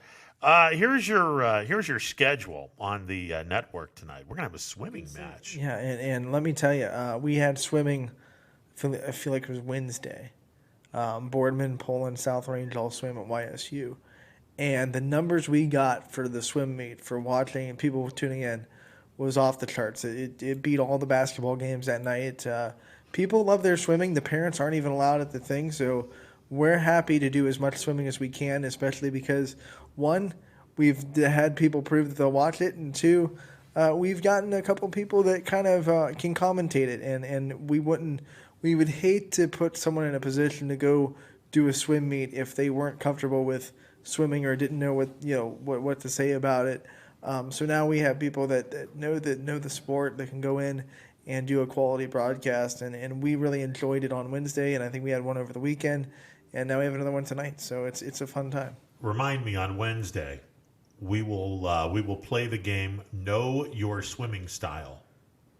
I'll throw out a name, and you tell me if it's a real swimming style or a fake swimming style. I'll tell you, one of the things that I was watching and I had respect for is when you're broadcasting, you're moving the camera back and forth. But I would have lost track of who's in what lane in those big relays. Yeah. By the time we go through the pool 3 times, I would have been like, wait a minute, because there were 2 Poland kids, 2 South Range kids, and 2 Boardman kids. So I really would have lost track of who's in what lane, and then, I probably would have called the wrong winner or something like that. So I have a lot of respect for the guys that went and did the swimming for us this week and doing them for the rest of the season. Edison will be playing Steubenville in swimming events starting at 6 p.m. tonight down in Edisonville. All right, games on the network, and again, I got to get used to the first team being the home team because it's all. I always have that. I always look at something at there, so it's a little different. Heartland Christian is home tonight. Larry Scragg and I will be broadcasting this game as Camel will take on Heartland Christian. Larry and I had the game between Camel and Lowellville last week, where the Lowellville girls upended Camel. And we'll see if Camel can get their first one of the year. Jackson Milton will be hosting Lowellville in girls basketball tonight. That's a 6 o'clock start. Poland will be hosting Jefferson. That's a 6:30 start. Canfield will be hosting Cuyahoga Valley Christian Academy, CVCA. That is supposed to start around 7 o'clock. And again, we get into the varsity, junior varsity start, and if the JV game goes over, then the varsity game doesn't start on time, obviously. South Range will be playing Struthers at South Range High School in girls hoops. That'll be a good one. By the way, DJ Oakley will have that call with Brennan Miller. And when you see the stars on that court on both sides, I mean, Struthers has Emma Alaya, who opened the season with a 35-point, career high game against Jefferson, and then of course we all know kind of what South Range brings to the table. So many different people to guard. So it'll be fun to see those two teams go at it. Both of them, kind of opening NE8 play. Struthers has one win in the NE8. South Range opening NE8 play. So United will be hosting Columbiana in girls basketball. That game is supposed to start at 7 o'clock tonight. Also a 6 o'clock start tonight. And I guess this would be varsity only. The Ursuline girls will be hosting Crestview. That should be an entertaining game because the Crestview game that I did against Springfield, Crestview did a real nice job against Springfield that particular game. Now Springfield was missing a couple of their kids, but that was a fun game to broadcast. Yeah, and when we talk about Springfield, I mean we've said her name a couple of times. J.C. Mullen is just hard to defend at 5'10", with the ability to go out in the perimeter and do some stuff out there with her ability. As a guard, but then big enough to kind of score some points in the paint as well. You saw her firsthand. Yeah, it's a talented team, very balanced scoring team as well. But they'll have their hands full tonight, taking on the Ursuline girls, and I'm assuming it's varsity only, being that game starts at 6 o'clock. And you can normally tell the varsity only games normally start around 6 o'clock, 6:30. You could say the varsity or JV starts at 5. Varsity starts at 6:30. The 7 o'clock games, JVs normally start at 5:30. So again, when we're looking at a varsity game after a junior varsity game, the start is in pencil, not in marker, because who knows, the JV game may take a long time. Then again, it might be a foul-free game, and you're in, you're out, and the varsity game starts a lot earlier because of that. Then last year, I had a JV game go into triple overtime, so that could always happen too. Absolutely. I think it was Boardman versus South Range. At South Range, I wasn't broadcasting it, but I was there to report because that was, I believe, 2 years ago before Boardman was one of our teams. So we were at Boardman, I was reporting, but that JV game went into triple overtime, and it was like, whoa, we're getting out of here late. There you go. And that's where you just basically have to tell everyone, hey, just hold your horses. We're not going to start this game for a while because the JV game is in overtime. And also senior night in Poland, so I'll be going on a little bit early just to make sure that gets broadcasted. I know there won't be a lot of people there that probably want to see senior night, so I will definitely make sure I'll be at Poland, making sure that broadcast starts just a little bit early so senior night can be on camera and people can see it. Poland hosting Jefferson. Again, kudos to all the schools that are doing senior night now instead of later in the year, because you can't assume anything now. You can't. And we saw volleyball do it. We saw football do it. And now we're going to see basketball start doing it as well. I mean, if you're going to have senior night, you have to have it early because nothing's promised.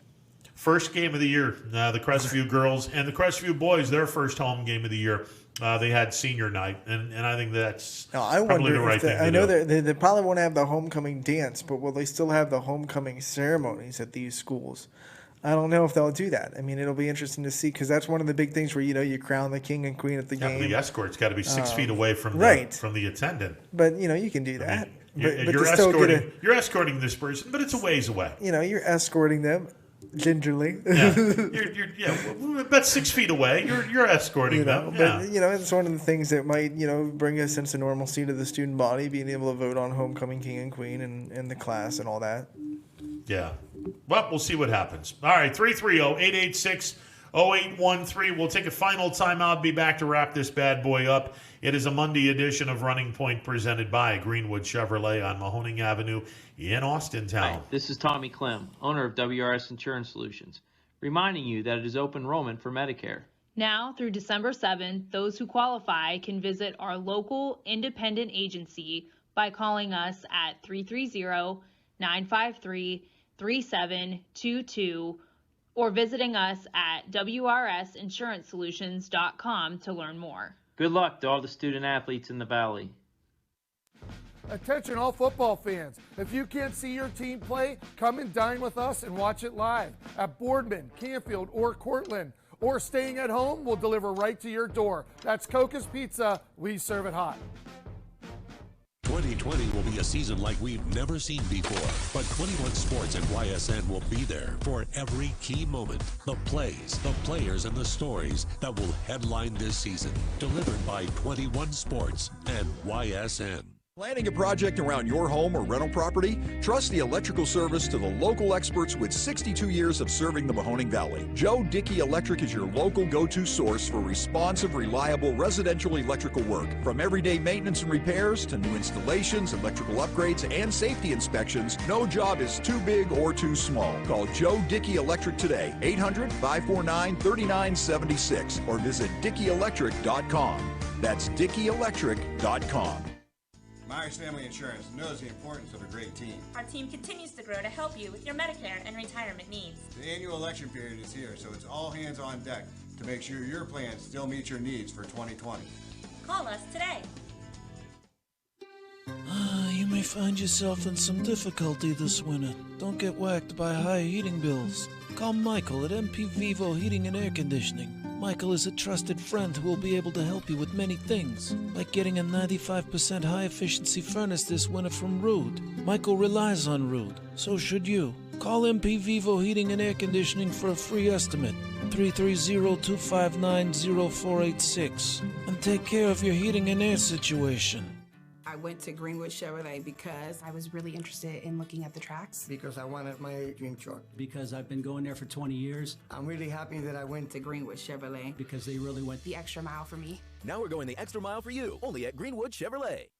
Baird Brothers remains your source for fine hardwood products. For the time being, we're open for customer pickup only on weekdays, 9 a.m. to 4 p.m. and Saturday from 9 a.m. till noon.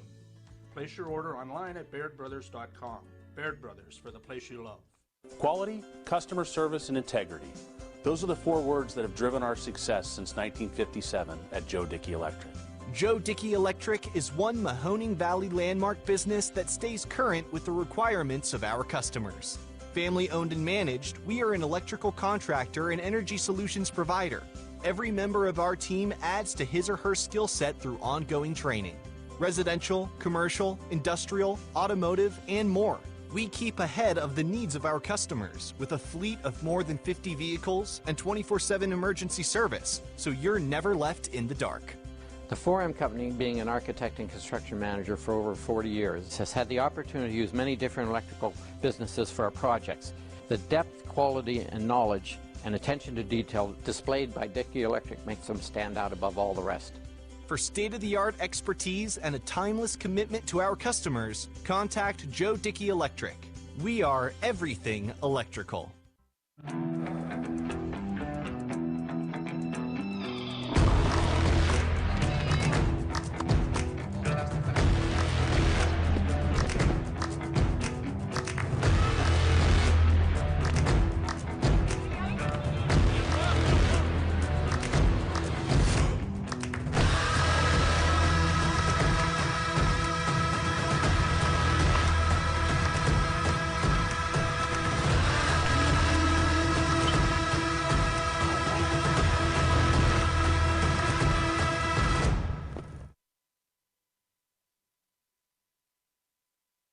Armstrong Local Programming has always delivered an exclusive and unique perspective on the very best events your region offers. High school sports, community events, parades, all your favorite shows from Armstrong are now calling the Neighborhood Channel their home. Watch Out and About, Locally Speaking, and many other great local shows right here on the Armstrong Neighborhood Channel. Find out everything that the Neighborhood Channel has to offer at ArmstrongNeighborhood.com. Spirit, town pride, local communities. Welcome to the neighborhood. Right now is a great time to get more for your trade-in at Tri-State Ford and drive home in a new or pre-owned vehicle. Choose from our great selection of new Ford models or pre-owned vehicles. Plus, get the Tri-State Ford Advantage, including a 10-year, 200,000-mile warranty and more. At Tri-State Ford, we'll pay you top dollar for your trade, but you don't have to purchase one of ours to sell us yours. Customer focus, community driven. Tri-State Ford East Liverpool or visit tristateford.net. Welcome back to a Monday edition of Running Point on ysnlive.com. Ron Potesta with you alongside Anthony Hartwig. We're about set to turn it over to DJ and the fellas who will give you Power Hour in the 3 o'clock hour. We do have a little announcement courtesy of Kelly Pavlik, the former middleweight champion of the world. Kelly Pavlik has been inducted into the Atlantic City Boxing Hall of Fame. The class of 2021 includes Felix Trinidad, Simon Brown, Ivan Robinson, Aaron Snowell, Ed Keenan, Frank Cupacino, and Nino Del Buono. But Kelly Pavlik, who won his middleweight championship of the world in Atlantic City, that's cool. That's good to see that he is in the Atlantic City Boxing Hall of Fame. It's great to see from a friend of the YSN, and he's definitely tuned in multiple times, and he gives him and DJ are tight, and it's great to see him get in the Hall of Fame because I think he deserves it absolutely. I wouldn't want to take a punch from Kelly Pavlik. Yeah, he is one of the baddest middleweights around. That was fun watching him fight. I thought the fight before he beat Jermaine Taylor for the championship, the fight against Edison Miranda, because Miranda was supposed to be this badass, and Pavlik walked into the ring and just beat the living hell out of him. And I was just like looking at him, okay, yeah. Kelly's going to win a championship belt. Just give here it to him. pretty soon. Give it to him right now. Yeah, that was fun to watch.